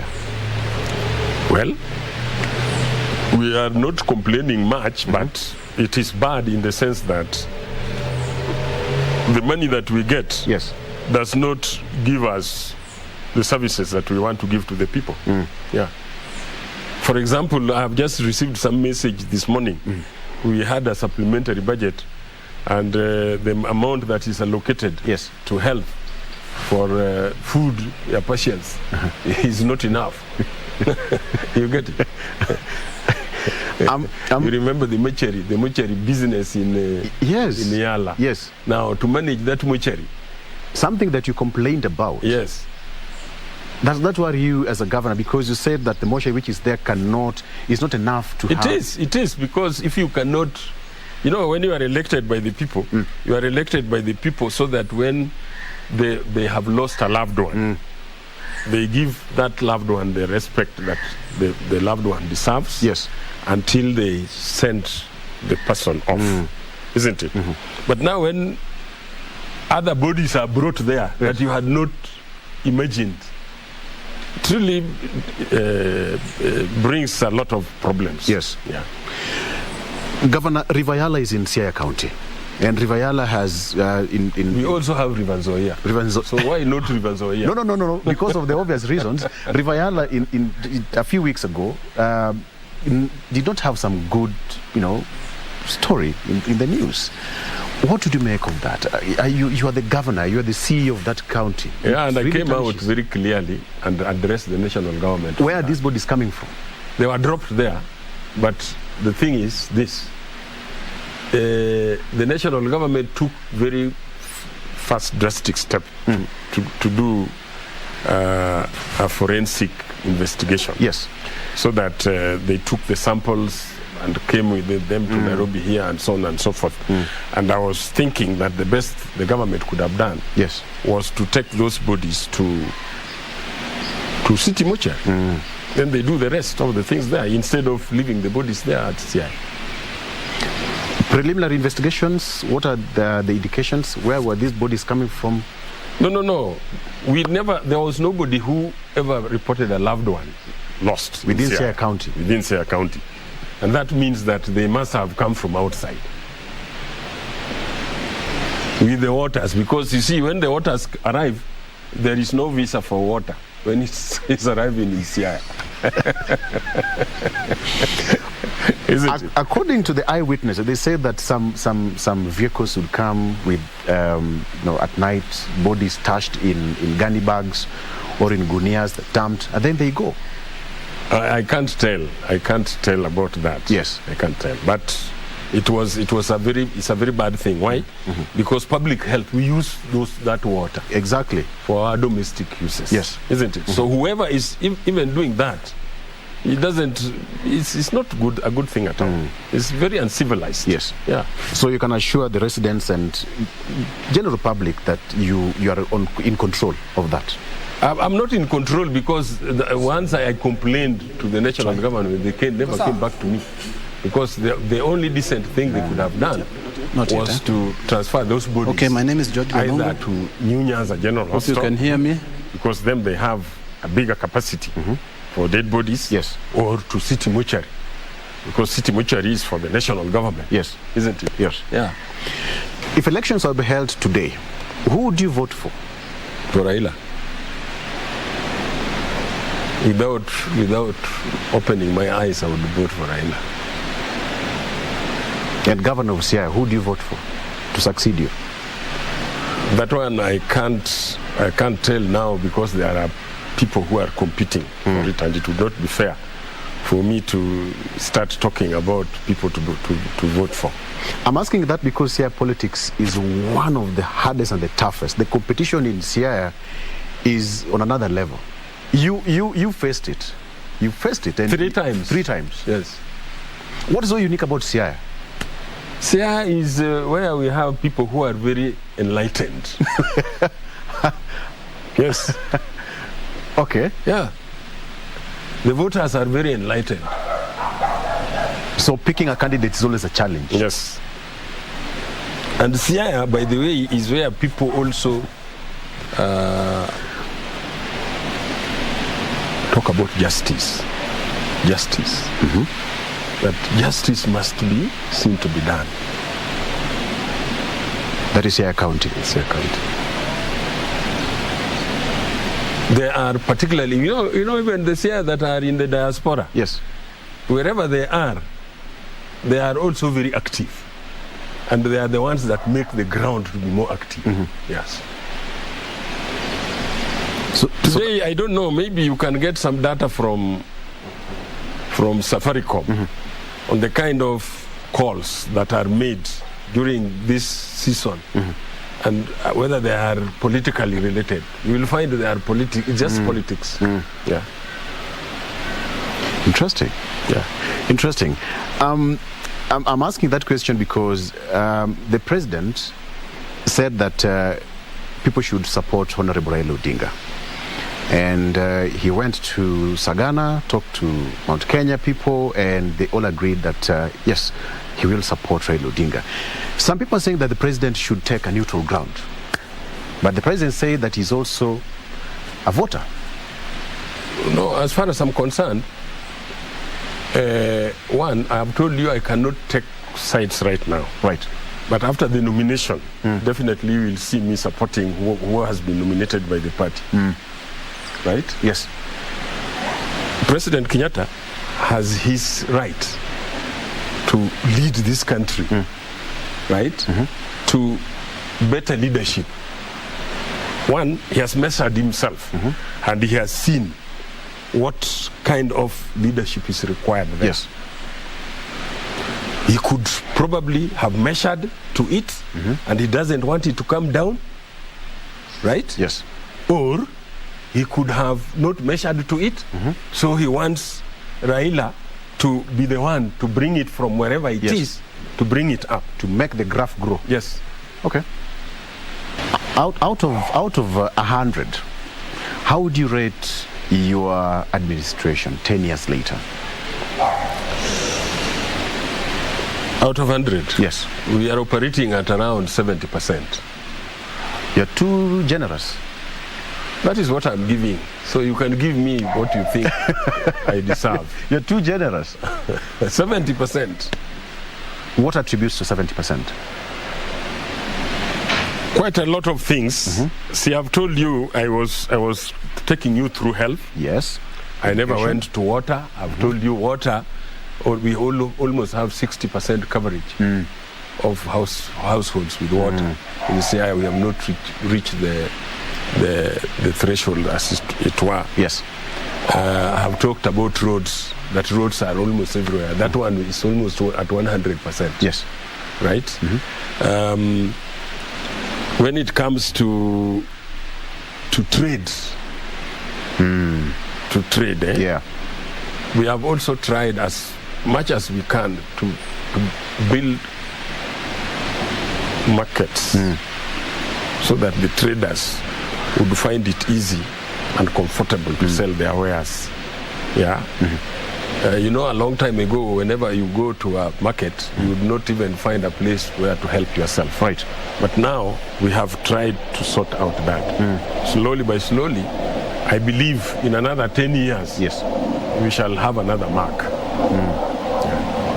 Okay, as we come to a close, Governor, when you talk of your office, some time ago on social media, people said that Governor Rasanga built State House in CI in the name of office, that you're becoming too low for a governor. No. No, it is just an office that befits a governor. Whoever governor that will come to it, it is a nice office. It's beautiful. It's beautiful. It's a beautiful office. It's beautiful. Yeah. Finally, the issue of nomination. Yes, the issue of nomination. You see, nomination is a party thing, and the way the party is supposed to organize for the nominations is that who has been supporting the party, for example, the loyals. Those are supposed to be given direct nomination. If somebody is loyal, yes, isn't it? Yes. And is a professional, for example, why should that person compete with somebody who only has the money? But that's what happens, Governor. That is what I'm expressing myself. Yes. As you have asked me. So as for me, the party is supposed to give direct nomination to the people who have been loyal to the party and the people who have been assisting the party with the finances or otherwise. They should be given the first priority. Should be given the first priority for nomination. Yes. But however, you must know that democracy, there are some people, especially now, direct nomination, there will be a big number of people out there who would not wish it to be there. Isn't it? There could even be 30%. 70% would be for me, 30% would not be for me. But that is democracy. So that 70 should be taking sway.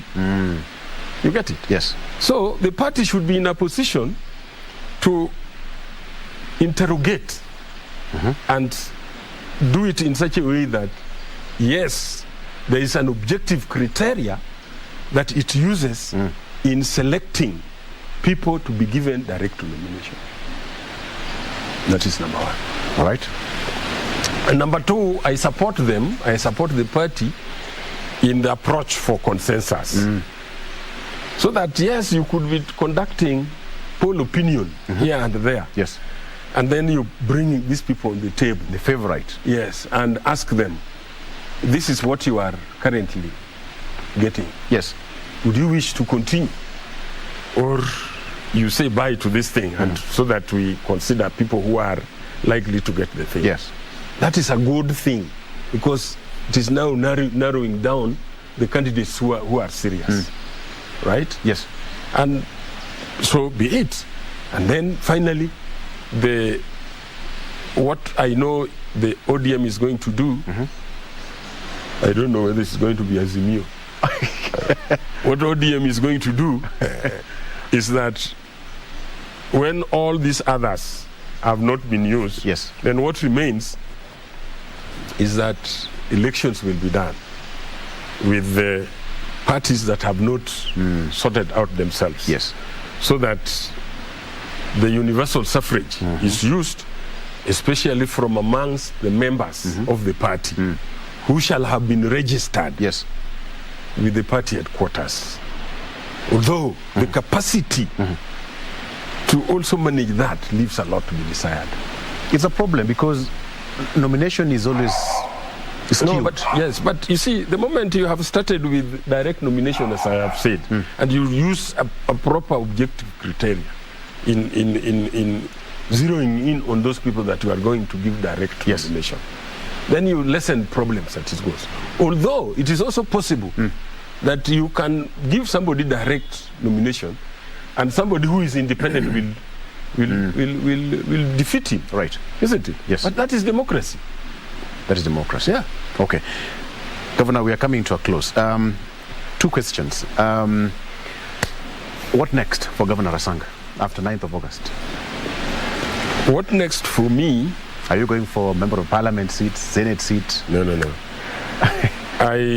I was being asked by the Alego electorate that I go for the seat, the MP seat. But I have since considered it and discussed it with the party leader, discussed it with the other friends of mine, and I am concentrating on the elections of the president. All right. So I am the one who is coordinating elections for Nyanza, right?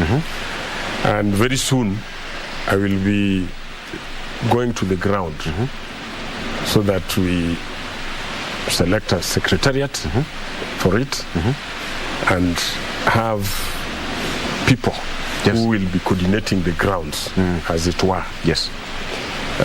Maybe next week or something like that. Yeah. So you're not running for any political office? I'm not running for any political office. I want to make sure that Baba becomes the 5th president of this country. And you know, in Baba's house, there are so many houses. There are so many rooms. There are so many rooms. So if I will be given a room there, I know what you mean. I will be very comfortable. Finally, I want to enroll for my PhD. Oh, you want to be a doctor? Yes, I want to do that from September. Once I'm out of the office, I want to be in class I'm out of the office in August, last in September. That's a challenge. Yeah. That's a challenge. That's a challenge. We wish you all the best. Yeah. Thank you so much. Okay. We'll be speaking to Governor Colonel Rasanga, who says that there is an airport, not an airstrip, an airport in Siaya County.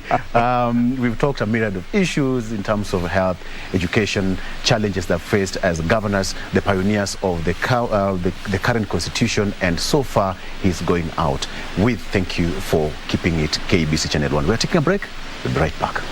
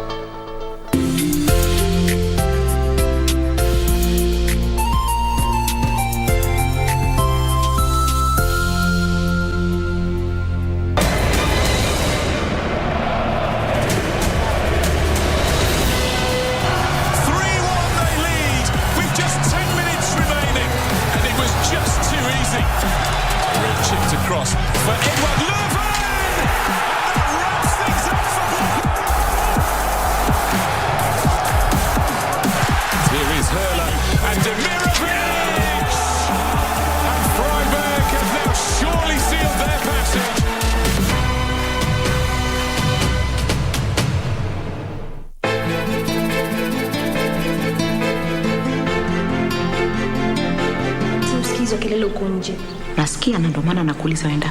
Faza nataka nini? Faza umemuona? Naondoka bebe. Uamuzi wa Maya wako husia nini? Mbona kunichunguza mimi na familia yangu? Wataka nini? Wakili, taratibu. Taratibu nini? Abel si mtoto wangu. Ni mtoto wa Kate.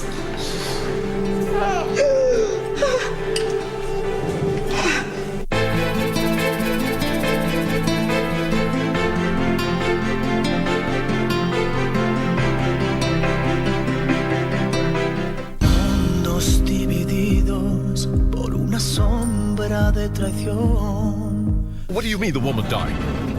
Were you even thinking she was only supposed to pass out? You'd better be sure that nobody sees where you buried the... Tell me why, Santi. I have a feeling there's something more to your story.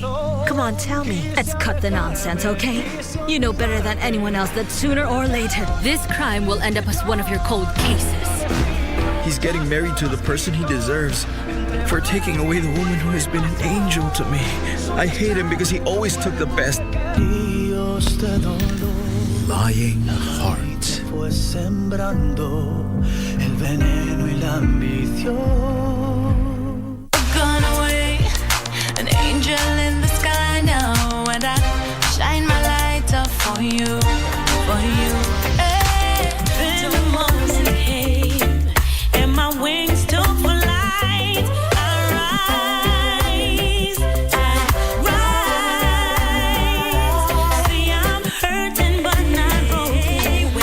flight. Bye-bye, bye-bye, bye-bye, bye-bye, bye-bye, bye now, we're in our side. Bye-bye, bye-bye, bye-bye, bye-bye, can't come to for you. Love how you do what you do. Touch me right, treat me good. Rude woman, love how you rule. You forget that I never wanted you to go nowhere. Baby, come back here. With her and I with him, but let's forget about them and start all over again. 'Cause me without you makes no sense, and you don't need nobody.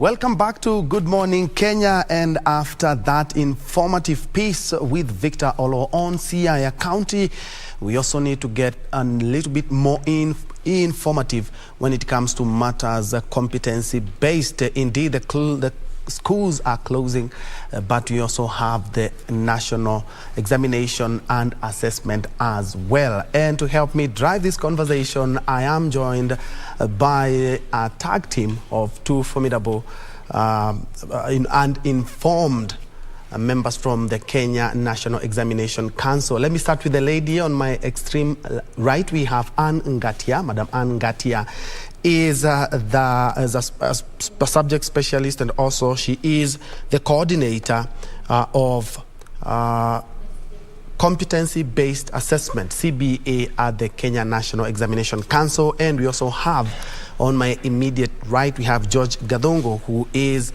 a subject specialist in charge of special education at the Kenya National Examination Council. Ladies and gentlemen, karibuni sana. Thank you. Yes, but we have a very busy calendar, if you ask me, when it comes to matters examinations in the country. The KCSE is currently underway. We also expect KCPE is also on the way, and we also have the assessments for our kids who are on the competency-based. Indeed, competency-based, the CBC has been criticized, as also has been lauded by some quarters. Let's first understand more. Madam Ann, kindly explain to us the structure of the CBC. Thank you, viewers. When we talk about competency-based assessment, we really are talking about a departure from what we have been doing on examinations. And we are actually talking about a process that is aimed at finding out the competences, the abilities, the skills, attitudes, and values that our learners have been able to acquire in the process of learning. And therefore, this is a continuous process that begins at the classroom level and also at the Kenya National Examinations Council, where we also give standardized formative assessments.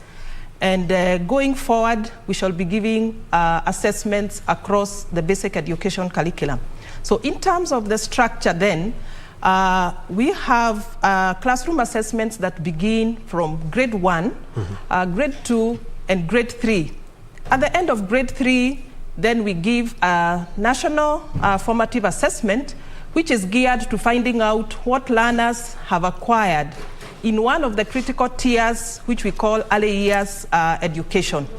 And therefore there, the Kenya National Examinations Council begins to give a national assessment to all the learners at grade 3. Then grade 4, we have the classroom assessments going on that are actually developed, administered by the teacher. And we then have school-based assessments where Kenya National Examinations Council develops uniform tools for all learners and are uploaded on our portal for the schools to access, download, and administer them in the most natural environment that the schools can. Going forward, grade 5, the same, and grade 6, the same. At grade 6 is another critical tier, which is the end of primary school, and therefore, at that particular moment, then another summative assessment to cap up the primary school education will be administered, which will be at the end of this year in December. Classroom assessments and school-based assessments will continue for grade 7, 8, and 9. At grade 9, another critical stage where learners will be transiting from junior secondary to senior secondary. And therefore, at that particular point, Kenya National Examinations Council will also be able to give another national formative assessment that will inform learners' choice in the career pathways when they join senior school. Okay, okay. Yes. We'll be finishing on that. But before then, Mr. George, we know indeed we also have to cater for students with special needs. How is the CBC, and especially the assessments that are being done this year round, going to cater for these special needs cases? Thank you so much. Regarding learners with special needs, CBC has two approaches. And the first approach is where we are saying that all the learners should be given an opportunity to follow what we are calling the regular pathway or the age-based pathway, whereby we, as much as possible, try to adapt the assessment tools, that is the questions and the tasks, to suit those learners. And we modify them in such a way that if a learner is blind and they cannot access the print copy, then the work will be presented in Braille. Likewise, if a learner is deaf and they cannot access that work, then they are presented in sign language that they can understand. We have other type of learners who may not cope with that regular curriculum due to the complexity and maybe severity of their disability. And therefore, CBC has come in handy to come up with a separate curriculum, totally separate curriculum, what we call specialized curriculum, which will require them to perform practical tasks instead of reading, instead of answering the way the regular candidates are doing. And therefore, they'll be given performance tasks, and teachers will be able to mark those tasks or assess those tasks in real time. So the teachers will use observation methods, checklist, among other tools to assess such learners. And therefore, there's a very distinct pathway, separate curriculum for learners with special needs at the CBC. And still on the same, before I go to Madam Anne, how different is it from the previous system of the 844? How different is it, and how much more will it be able to help learners as opposed to the other system?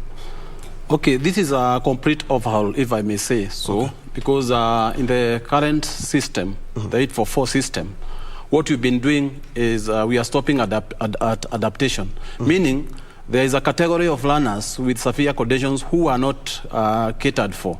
We have got our learners with mental handicapping conditions, the intellectual disabilities, those who are autistic, who are not really catered for in terms of assessment in the current curriculum. And simply why we are doing that is because assessments are derived from a curriculum that is developed by KICD. And therefore, if there is no existing curriculum, then it means we cannot come up with a separate assessment. And therefore, what we used to have is adapted. Okay, like for example, the curriculum for mathematics will be developed, and then some areas will be looked at where maybe some learners with physical disabilities may not attempt, and therefore those areas will be adapted. And by adapting, we mean we modify it. We try to modify it if there is a question that requires construction that is so precise, that is so accurate, then we try to modify that question. But as much as possible, we assess the same skill or similar skill.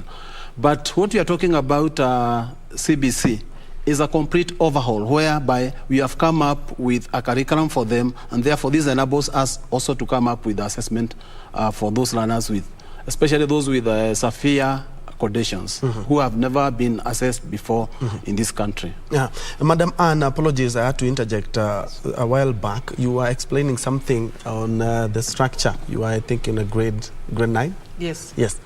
Okay. Kindly take then over. when the learners join senior school, which begins from grade 10, 11 and 12, again, as Kenya National Examinations Council, we are imploring on the teachers to continue with classroom assessment that happens every day, and then we'll be able to give school-based assessments, which we shall upload on our portal at grade 10, at grade 11, and also at grade 12.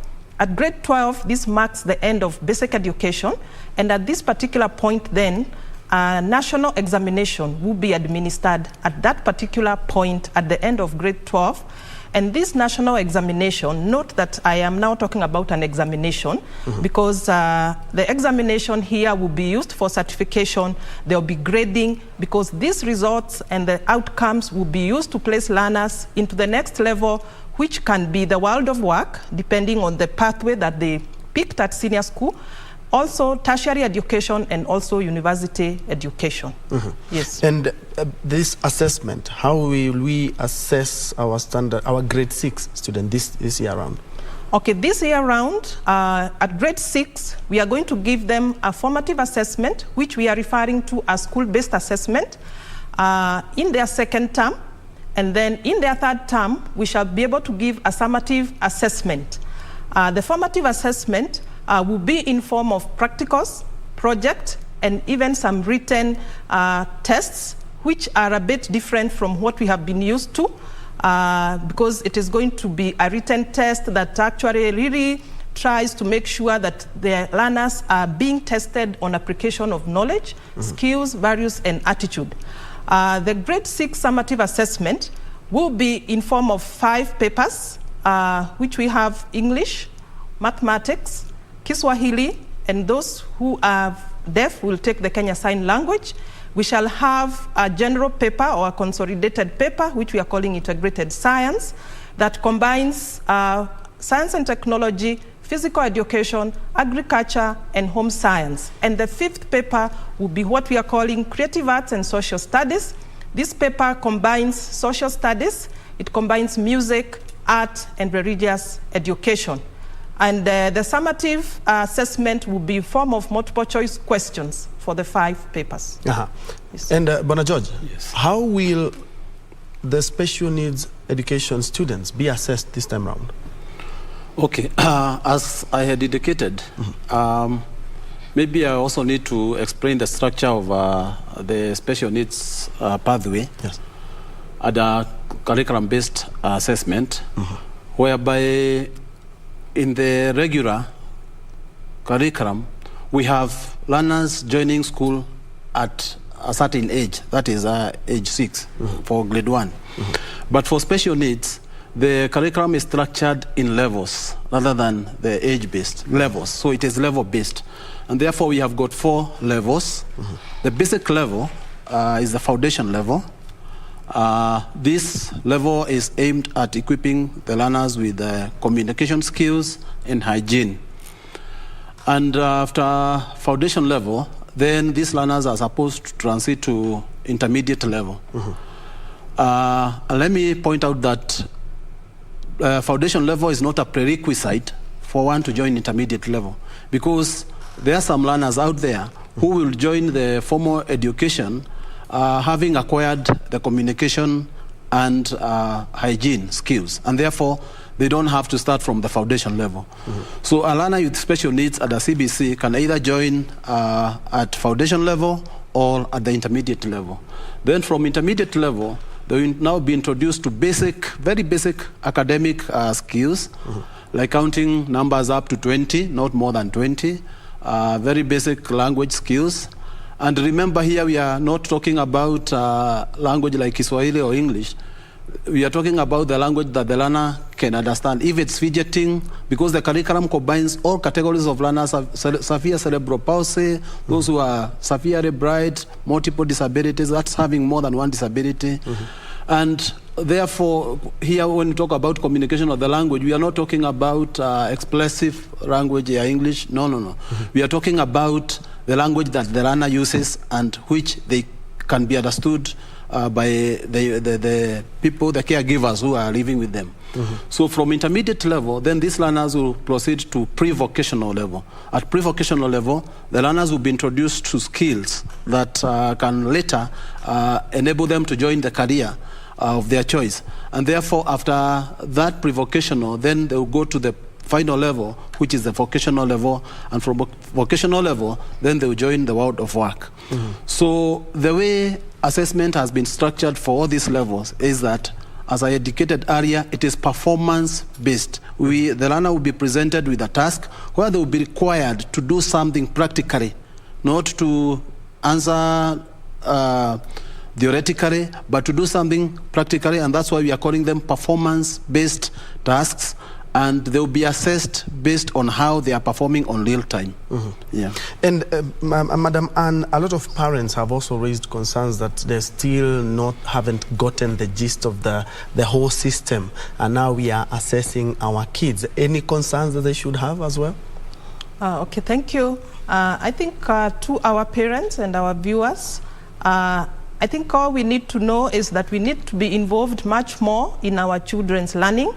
We need to get engaged a lot with the teachers, and the schools also will be required to give a lot of information to the parents to assure them that this is a good system, to assure them that even as much as they see that there's a lot of testing, there's a lot of homework being given, or what is being called extended activities, this is just to make sure that as a parent, you are able to follow up, you are able to give emotional support, you are able to give social support to that particular learner.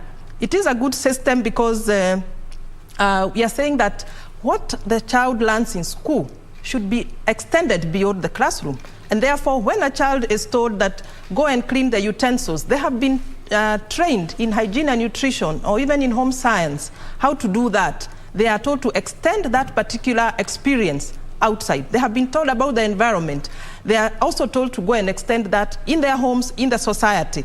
And therefore, I think the concerns probably is just a paradigm shift where we need to move away from where most of the work was done at the school, but now we are required as a society, as parents, as guardians, to be able to be involved much more in the learner's education.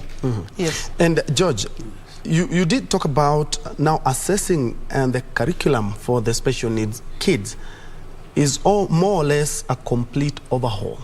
What are some of the challenges of overhauling such a system, bearing in mind these kids have special needs? Just as you said, some even have multiple disabilities. Okay, thank you so much.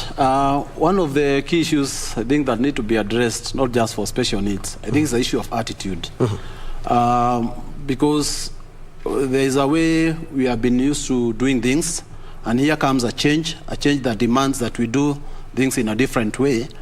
And remember, we are not just concentrating on the academic achievement of the learner, but the issues of values, the issues of core competencies that will make this learner responsible and independent. And therefore, there are the traditional things that we normally talk about, the issues of we need teachers to be retooled. We need more teachers in special schools this time around because there's more work. We also require resources. We need the schools to be equipped with resources, especially the special schools. And we also need the parents to take up their role. And where we don't have, we have some children without parents or boarding schools, then we are saying the teachers and the caregivers will now take up the role of parents to give guidance to these learners and give them a lot of hope and work with them. So number one to me is the issue of attitudinal change, that we now have to realize we are in a new era, we are in a new dispensation, and therefore we need to do things in a different way. And looking at a council, there are a myriad of challenges facing some of the students who will be sitting for their examinations and as well as their assessment. The country has a lot of counties that have been hit by drought, insecurities.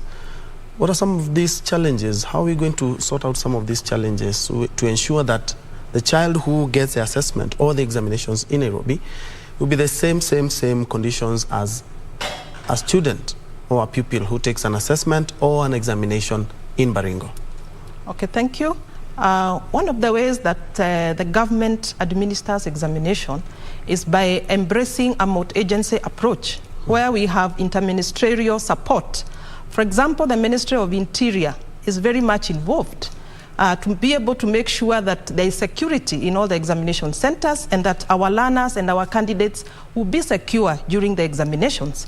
Where it comes to making sure that the assessments are fair, as a council, what we normally do is that noting that one of our principles of assessment is fairness and equity, then we ensure that the kind of task that we are asking a learner to do is a task that can be done by any learner. If we are asking them for materials, we ensure that we are looking for materials that can be locally available, for example, for the practical, for those performance tasks that we are giving, to make sure that no learner is disadvantaged. And one of the areas that we are really emphasizing is improvisation, is use of locally available materials, and so that every learner is able to access. And another way that we are also making sure that there is fairness is that giving an open, especially in the assessments, we are giving open questions where you formulate a question, but a learner is able to perform or undertake that particular assessment depending on the environment in which they are.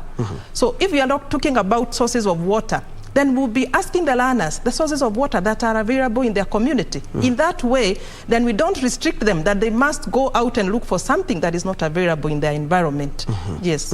Yes. That's quite interesting. But George, looking at this system, the CBC system, when it began, there were a lot of queries, others talking about the teachers, have they been well trained? What was the situation when it comes to special needs? Okay, thank you so much. You know, teaching is a profession, just like you go for driving. And if when you went to the driving school, if you are trained with a Toyota model, then it doesn't mean that when you buy a Datsun, you have to go back to, or a Nissan, you have to go back to college again and be retrained. Or what you are saying is continuously, not just in teaching or in education, all over. There are changes, and there is a modern life where you're embracing technology, where you're embracing new changes that are coming in. And therefore, when it comes to teaching, the teachers really do not require retraining because they have the methodology. All what they need to do is to update to fit in the current situation. And therefore, what the government is doing is that we are retouring. We are saying we are retouring teachers. We meet teachers during school holidays. And these trainings are organized by the Teacher Service Commission. NEC is a prayer, as Anne indicated, is that we are embracing the multi-agency, whereby we have officers from Kenya Institute of Curriculum Development, Kenya National Examinations Council, Teacher Service Commission, same as TEA, all those involved in education, going out to meet these teachers and try to address these issues.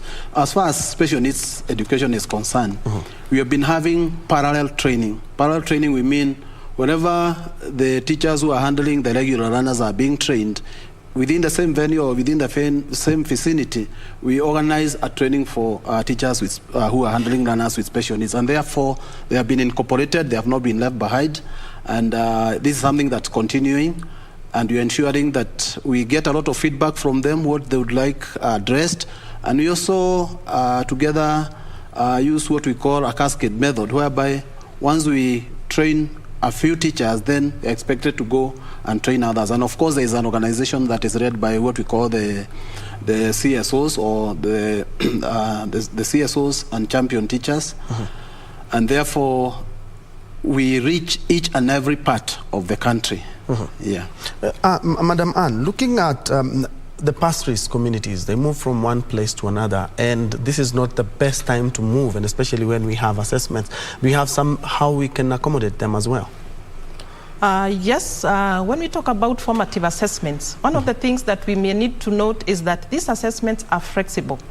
They are not cast on stone in a specific time like an examination. And therefore, when we give these formative assessments, we allow the schools, for the project, we allow them 2 months. For the written test, we allow them at least 2 to 3 weeks, so that the school is able to organize. If they are not able to sit that assessment in the first week, they are still able to sit that assessment in the second week. And therefore, I think that in a way would be able to accommodate those that are moving probably from one place to the other. And also the other thing is that Kenya National Examinations Council is issuing a unique assessment number. That assessment number goes with that child, even if they move from one school to the other. And we are still able to track their progress, even when they transfer from one school to the other. We are still able to get their score, and therefore they should not worry that probably they did not sit in the school where they had actually learned. But even when they move on, they still are able to access. And the other thing is that the assessments are actually flexible because they are uploaded on our portal, and the schools can the schools can access them at their own time, as long as they are within that 2 months period. And I think that would be a good way of trying to cater for learners who might have challenges in 1 week, in another week. They still are able to catch up and conduct the assessments. Yes, indeed. I remember the old system, the 844. We were to pay a certain fee for the examination. How different is it with the new assessment? I think, Madam Anne, you can start with that. George can I think what we may need to realize is that in primary school, the government has been paying the examination fees for our learners. And even now, we have made it easier because all we are saying is that once we upload these assessment items on our portal, then the schools can access that. And one of the ways that we are encouraging the schools to access that so that they can reduce in terms of cost is to download them onto the tablets. Each of the primary schools was given one projector and 2 laptops and tablets depending on the number of learners that were there at that particular point.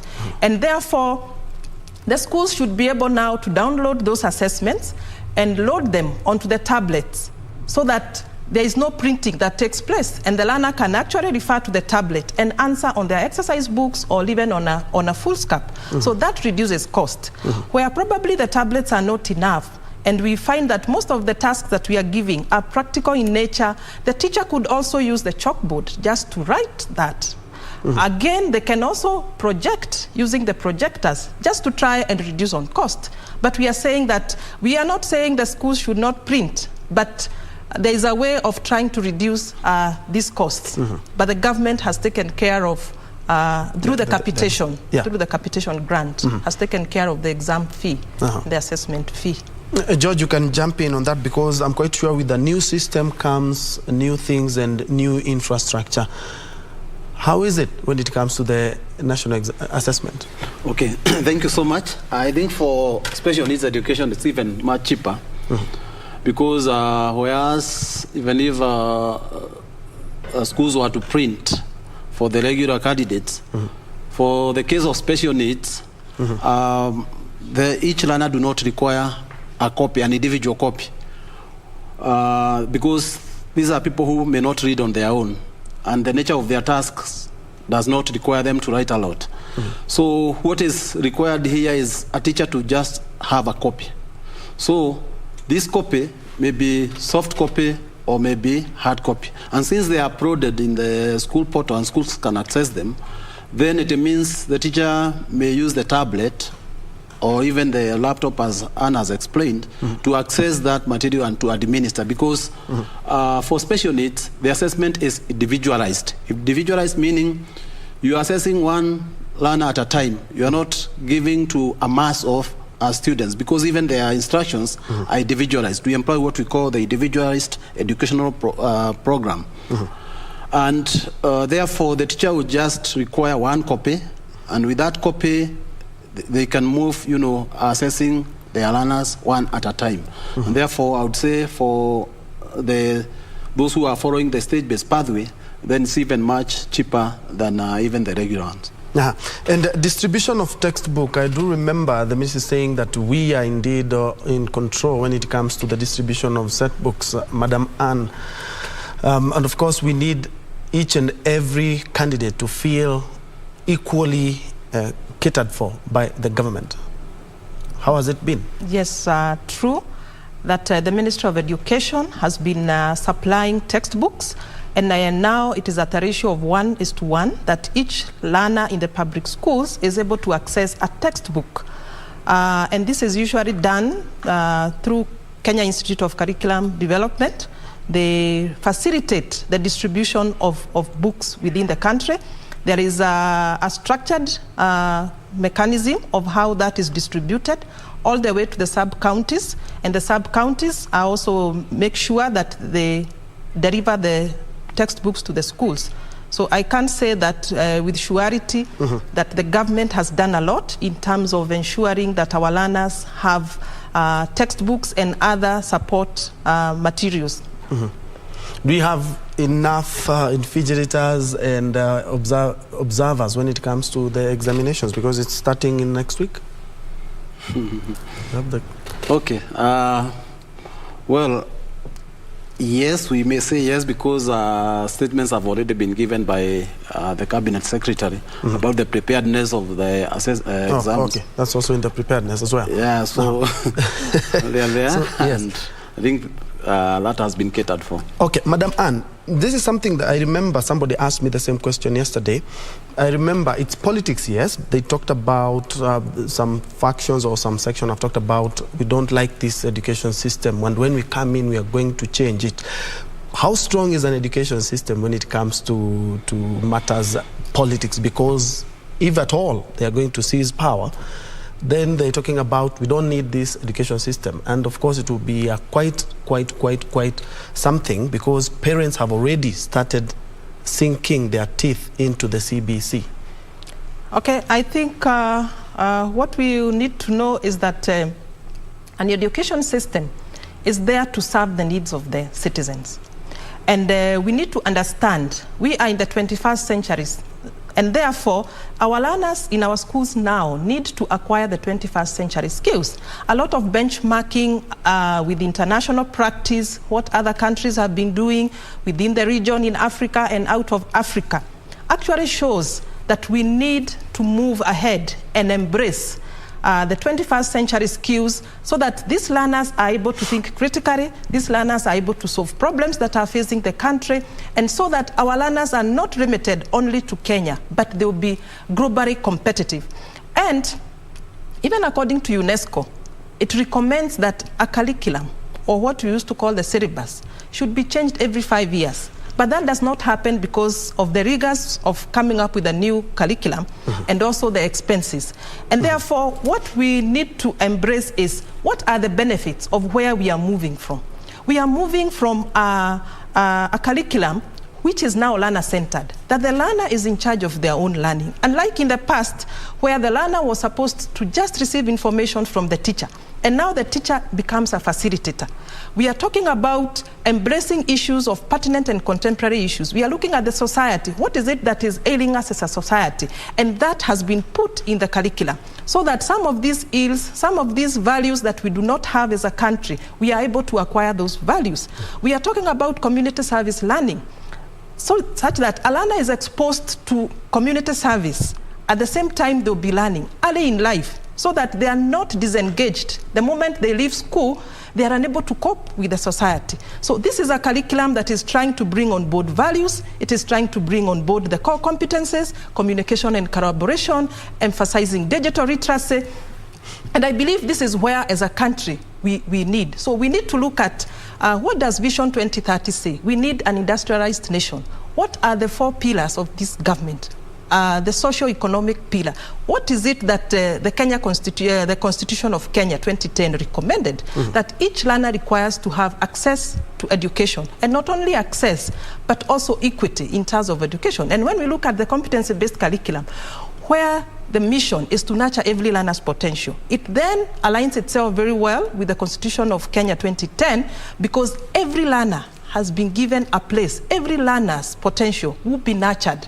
Unlike in the past, where we were moving as a class 8, class 4, class whichever class, but now the teachers are being recommended that let's treat each learner individually. Let us have differentiated kind of learning. Let us have differentiated assessment, so that every learner finds a place and is able to nurture their talent from very early age, and they become somebody useful in the society. Unlike now, where we find that probably because learners were dropping out, because probably they did not pass, we are now seeing that in this curriculum, there's 100% transition. So every learner will be able to transit and finish basic education because of the support that is being given by the government. So we look at the needs of the country first, more than the needs of the individual. All right. Apologies for interjecting, but I'm informed we have to cross over to the Sarova Pan-Africa, where the Media Council has organized the presidential debate, where they are currently launching it. Let's cross over there first. Yes. In Kenya, we have walked a long journey from the days of one-party system to multi-party and finally to the second liberation, to expand the space of political discourse. We are a country of diversity of opinions, as demonstrated by the existence of about 100 registered political parties. Our democracy journey is intertwined with the story of our media. These are Siamese twins of our public discourse. Free speech and free media have emerged as the epitome of our democracy. Indeed, we have experienced the progressive growth of our democracy and vibrant media over the years.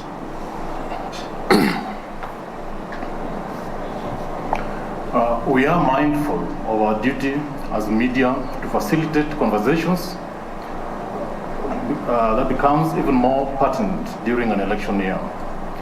This is the reason why, from 2013, media has collectively moved to entrench the culture of presidential debates as one of the cornerstone pillars of our democracy and electoral process for the benefit of the Kenyan people.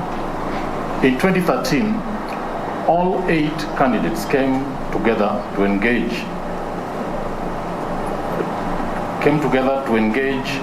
each other and the Kenyan people on the future of our nation across 2 debates, each over 2 hours long. Then in 2017, media again came together and held yet again 2 presidential debates and 1 deputy presidential debate. It is this culture of freedom of expression that has encouraged various stakeholders in the electoral process to hold debates for political and other professional organization elective platform positions. For a country that has so many diverse political voices, debates have become the place for clarity of priorities, the place for public policies, the place for ideas, and other development aspects key to the Kenyan people. The debates play a significant role in the way we choose our leaders. During these debates, the public gets to listen to the candidates and gauge what their priorities could be once they assume office.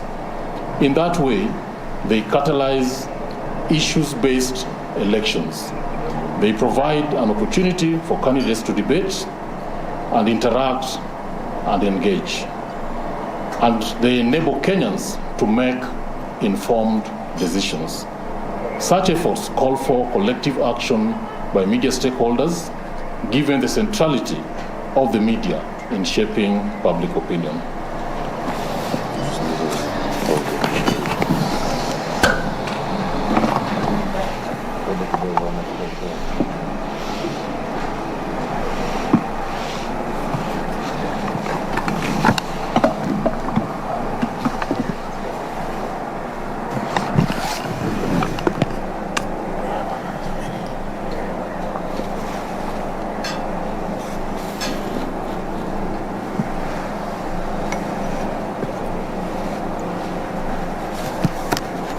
It is for this reason that for 2022, we are pleased to announce the partnership between the Media Owners of Association of Kenya, the Media Council of Kenya, and the Kenya Editors Guild to organize the 2022 presidential and deputy presidential debates that will take place in July 2022 in consultation with the political parties ahead of the August 9th general elections.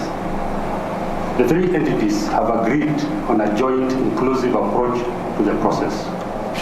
In this regard, the aforementioned media partners have effective today appointed Clifford Machoka, currently head of External Affairs and Marketing at the Nation Media Group, as the head of the Presidential Debate Secretariat. He will coordinate a diverse team of members from the partner institutions to engage political party partners, stakeholders in the electoral process, and organize the 2022 presidential and deputy presidential debates. Mr. Machoka, can I request Mr. Machoka to stand and wave? And that is Mr. Machoka. He will be assisted by Mr. Leo Mutisia, the head of research and media monitoring at the Media Council of Kenya. Mr. Leo Mutisia, please stand. That is him. And he will also be assisted by Ms. Rosalia Omungo, the Chief Executive Officer, Kenya Editors Guild. That is her. Thank you. A team of senior editors from across media houses have been established to provide stewardship of the content aspects, given how critical the debates are to ensure the public interest obligations are served. Structures have been put in place to secure the interest of Kenyans and to deliver fairness to all concerned, especially audiences and candidates. We have today launched what is a journey that will see the various teams and the various arms of the media industry play their rightful role during this electoral process. We assure the public and the stakeholders in the electoral process that we will give Kenyans quality issue-based presidential and deputy presidential debates that will enable their decision-making and effective participation in this year's election. Thank you. And God bless Kenya.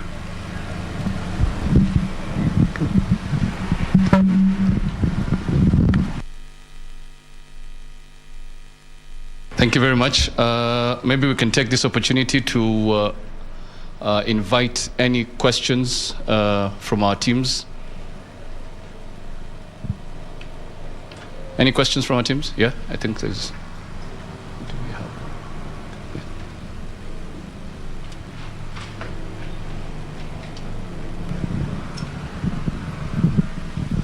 Go ahead. Nicholas Lele from CAS Media Group. Maybe, how many debates have you purposed? Are they only one debate for the presidential and the deputy candidates, or you have two? Okay. Thank you. Maybe we can take two more. Yes. Okay. Last time the president did not attend for the presidential debate. So how will you make sure that every presidential candidate this time attends that presidential debate? My name is Martin Mwangi from NTV. Thank you, Martin. Can we get one last one for this round? This one on the other side.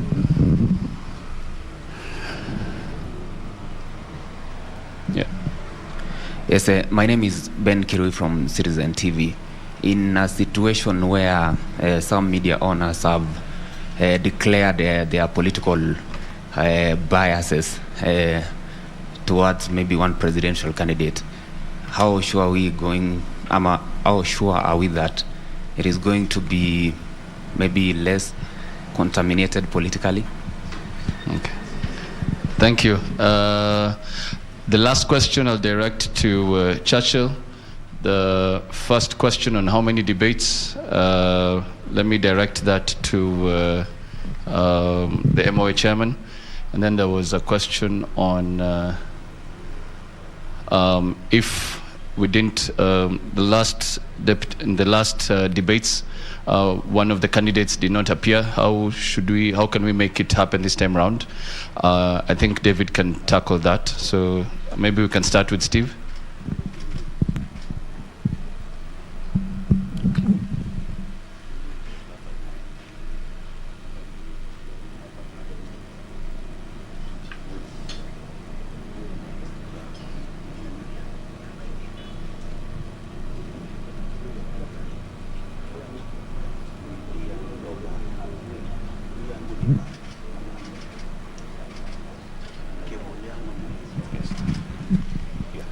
Thank you. Let me handle the question on ensuring that everyone attends. I think it is suicidal for any presidential or deputy presidential candidate not to attend this. We expect, and we will work with them, we will work with the various stakeholders, we'll work with the various presidential candidates once they are announced. And we are positive, we are confident that because they want the best for this country and because they want to communicate with the voters, they will attend.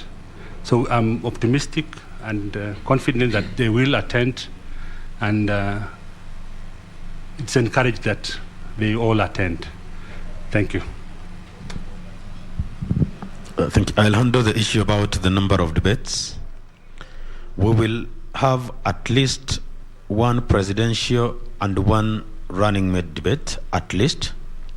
The whole idea is, as the guidelines which will be published by the technical team in a few days come up, there will be a system, guidelines for debates, a scientific based on the numbers and percentages people garner. So we will have at least, we will have a threshold for people to participate. And the whole idea is that we will have an initial one, and then one that goes fine as you move to the days. So at least there will be one presidential, one running debate, but ideally there could be at least 2 for each. Thank you. Thank you. I'll handle the question about contamination, and especially as it goes to owners who've taken sides. I think one thing we need to say, and we need to say it loud and clear, that the news media of Kenya have no candidate in the elections as they happen this year. So us, as media entities and as newsrooms in our country, as we go about covering the elections, we have no candidate. That's number one. Then number two, there are individuals who own media enterprises. And Kenya being a free market zone, every Kenyan has a right and opportunity to participate in business. And that does not deny them their rights to then participate in elections as individuals. So we cannot begrudge those who choose to take political positions. The more important thing for us as professionals in the content area and as the editors in Kenya is that those who make such choices to disclose them openly and clearly.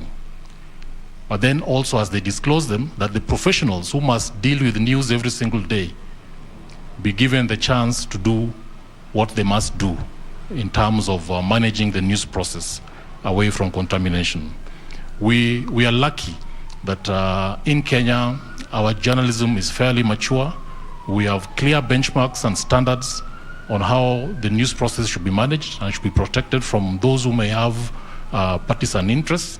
And we believe that the key media houses in Kenya are in the hands of fairly respectable professionals who will make sure that this counts for the Kenyan audiences. Indeed, it is for that reason that even as we come together to create the presidential debates, that a team of fairly respected and senior experienced editors have been called upon to come and shepherd or steward the editorial process and the content process around these debates. Thank you.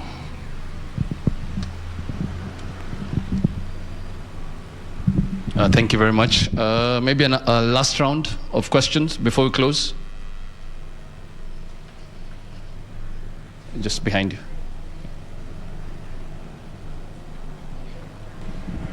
Thank you very much. My name is Joash Onsare from TV47.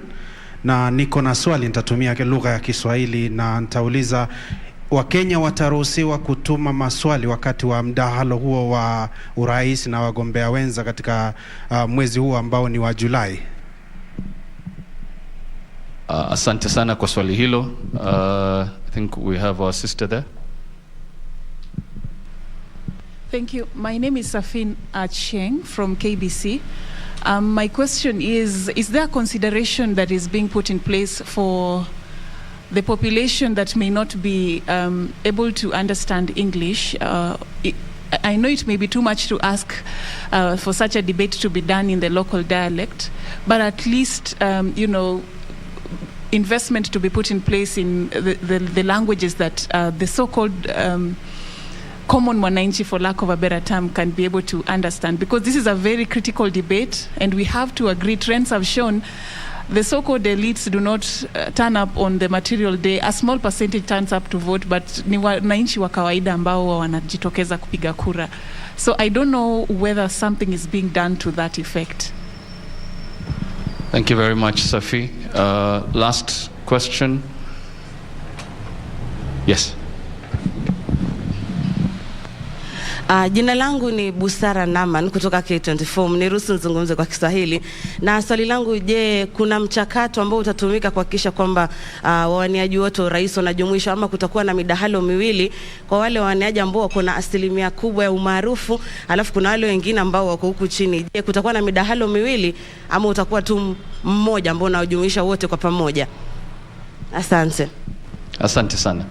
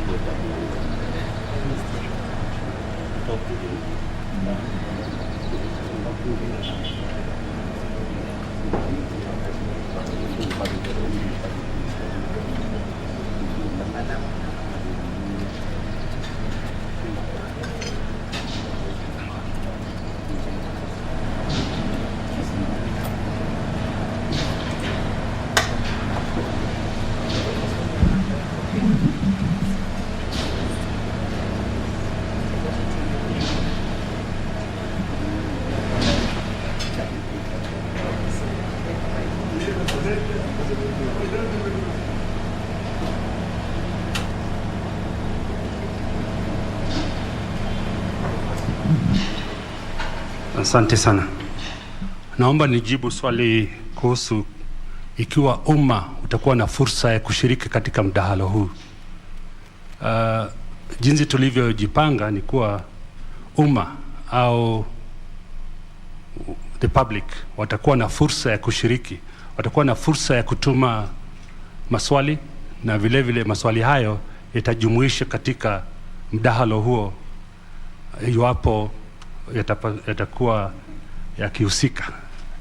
Na jambo hilo ni nzuri sana. Vile vile tutakuwa na fursa ya kuwa na wawakilishi katika ukumbi huo, wawakilishi kutoka sehemu mbalimbali wakiwakilisha interest kadhaa wa kadhaa. Asanteni.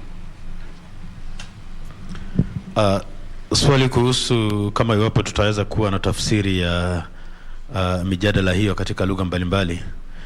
Haiwezekani kukuwa na tafsiri zaidi ya 50 kwa maana Kenya tuna makabila zaidi ya 50, lakini tunajaribu kupanga na vyombo vya habari vya mashinani kukuwa na mijadala yao pale na viongozi wale pale chini, kwa maana ukiwa na viongozi wale mashinani pale wataweza kuwaeleza wananchi mikakati ya vyema vyao vikuwa viongozi wao, hivi kwamba kama rais amekuja kaongea kwa lugha ya Kimombo ama Kiswahili, ukikuwa na mijadala pale mashinani kwa vile vyombo vya habari vinavyoongea kwa lugha tofauti tofauti, wananchi wataweza kuelewa chama fulani ama kiongozi fulani anasimamia nini, kwa maana haiwezekani, hakuna uwezo wa kibinadamu kuwa na tafsiri kwa lugha 42 ama 45 katika mjadala mmoja, lakini itawezekana kwamba kwa at least lugha 20 ama county 20 tutaweza kuwa na mijadala katika maeneo ya mashinani ili wananchi wakaweza kuelewa chama fulani, sera ya chama fulani ama miungano fulani inasimamia nini katika ngazi za kitaifa.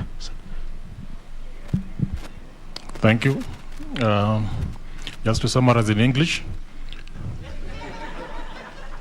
to take care of those non-Swahili speakers.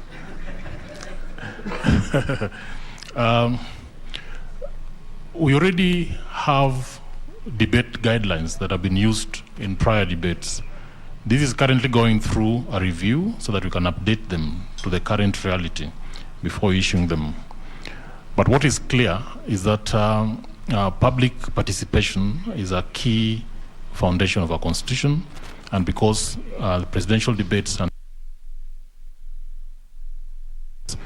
we will look for and find ways to ensure that the public have a chance to, raise whatever issues they feel the future leaders should respond to. But we will also apply science to it. So there is a core team looking at research to help us then surface some of those issues. Thank you.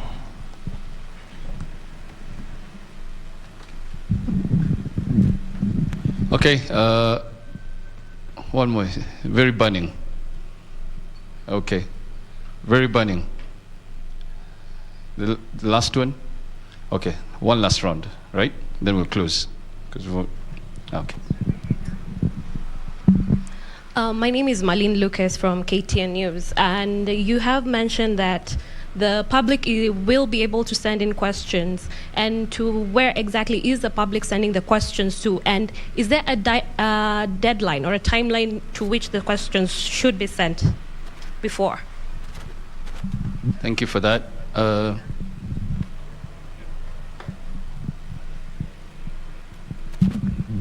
Jina langu naitwa Davis Mberia kutoka Ebru.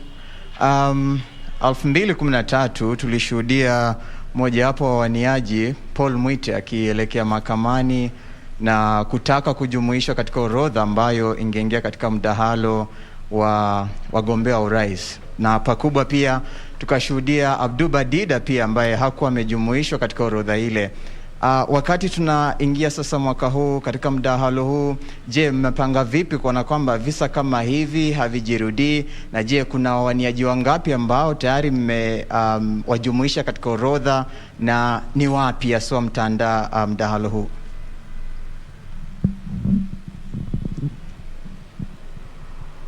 Last one.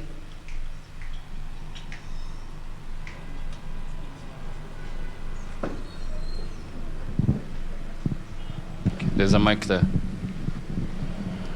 Hamjamboni. Hatujambo. Mimi naitwa Charles Wasonga wa Taifa Leo, ripota wa Taifa. Nauliza hivi, je, kutakuwa na mkalimani wa lugha ya ishara katika mdahalo huo? Okay. I hope tumeelewa. Asante. Thank you. I'm Dobi Moturi from the Daily Nation, and my question is, have you decided on the logistics of the venue? Thank you.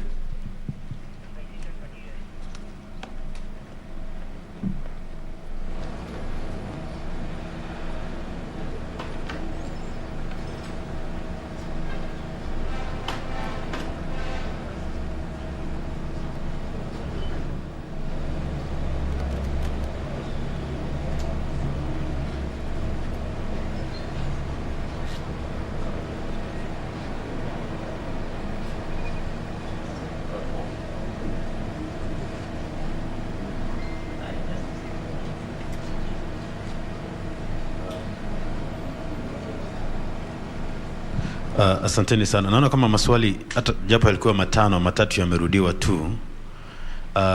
Jibu langu ni kwamba kwa kimombo wanasema trust the process. Kamati yenyewe imefumbuliwa leo, sivyo? Kwa hivyo itatangaza venue, maswali yatakuja vipi ama mkalimani atakuwa vipi, kwa maana wamefumbuliwa leo. Kwa hivyo wale ambao mnawaamini wanaweza kazi hiyo, wapeni muda unapendelea. Watasema kutakuwa na sayansi kuamua nani anakuja katika mjadala huo.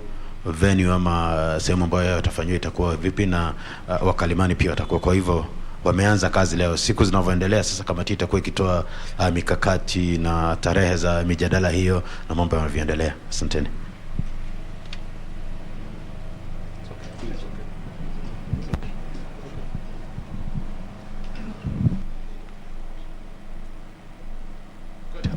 Thank you very much. We promised each other that we will close after this round. Thank you for that very entertaining session. We've also learned a bit of Swahili in the process. And hopefully that we will leave each one of you with a copy of the media statement. And I think down there you can see, in case you have any queries, you can be able to reach out to the Secretariat. My phone number is there. In case you want, you can be able to make a phone call.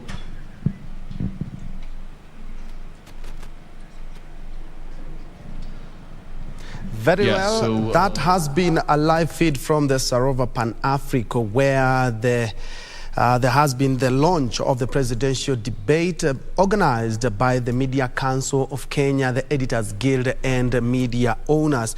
Well, I've been able to pick up, it will be in July, and of course Kenyans will be allowed to send in their questions. Talking about media houses need to be objective to actualize this whole process. That's where you put a cap, but earlier on we were talking about the CBC and of course the examinations that are currently underway, the ones that will be coming, and also the assessments that also will be in store. And I had hosted Madam Ann Ngatia and also Bwana George Gadongo, officials from the Kenya National Examinations Council. Thank you indeed so much for making time. And on behalf of my colleagues, Jane and Doreen, and of course my director, thank you so much for watching. My name is Bentro Njue. Up next is Parliament. Good day.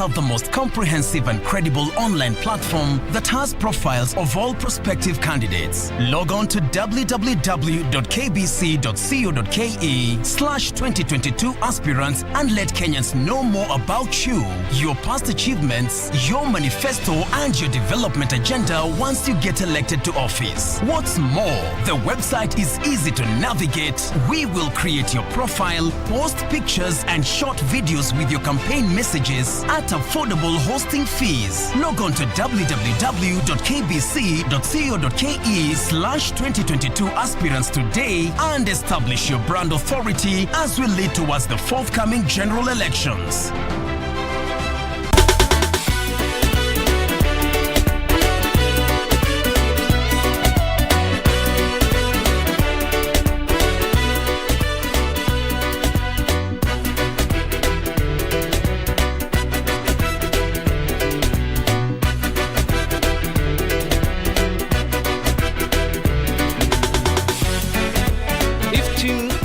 Ilaiska umada. Ili kupata skiza tune ya Sitoki Jikoni kwenye simu yako, dial *811 *816 hash. We, umeingiaje kwa hii jikoni? Wewe achana bwana, wewe ujui tulitokea wapi? Acha hata wewe toka hapa. Wacha upuzi yako hiyo. Toka nje bwana. Hii jikoni niko hapa ndani. Na nitakaa hapa ili make decision. Wacha maneno yako bwana, toka nje bwana. Wewe unajua tulijenga hapa watu wawili hii jikoni. Wewe kwa wakati nilikuwa naandikishana contract ya kufanya kazi kwa hii jikoni. Wewe toka bwana, wacha. Kupata skiza tune hiyo ya Sitoki Jikoni, dial *811 *816 hash.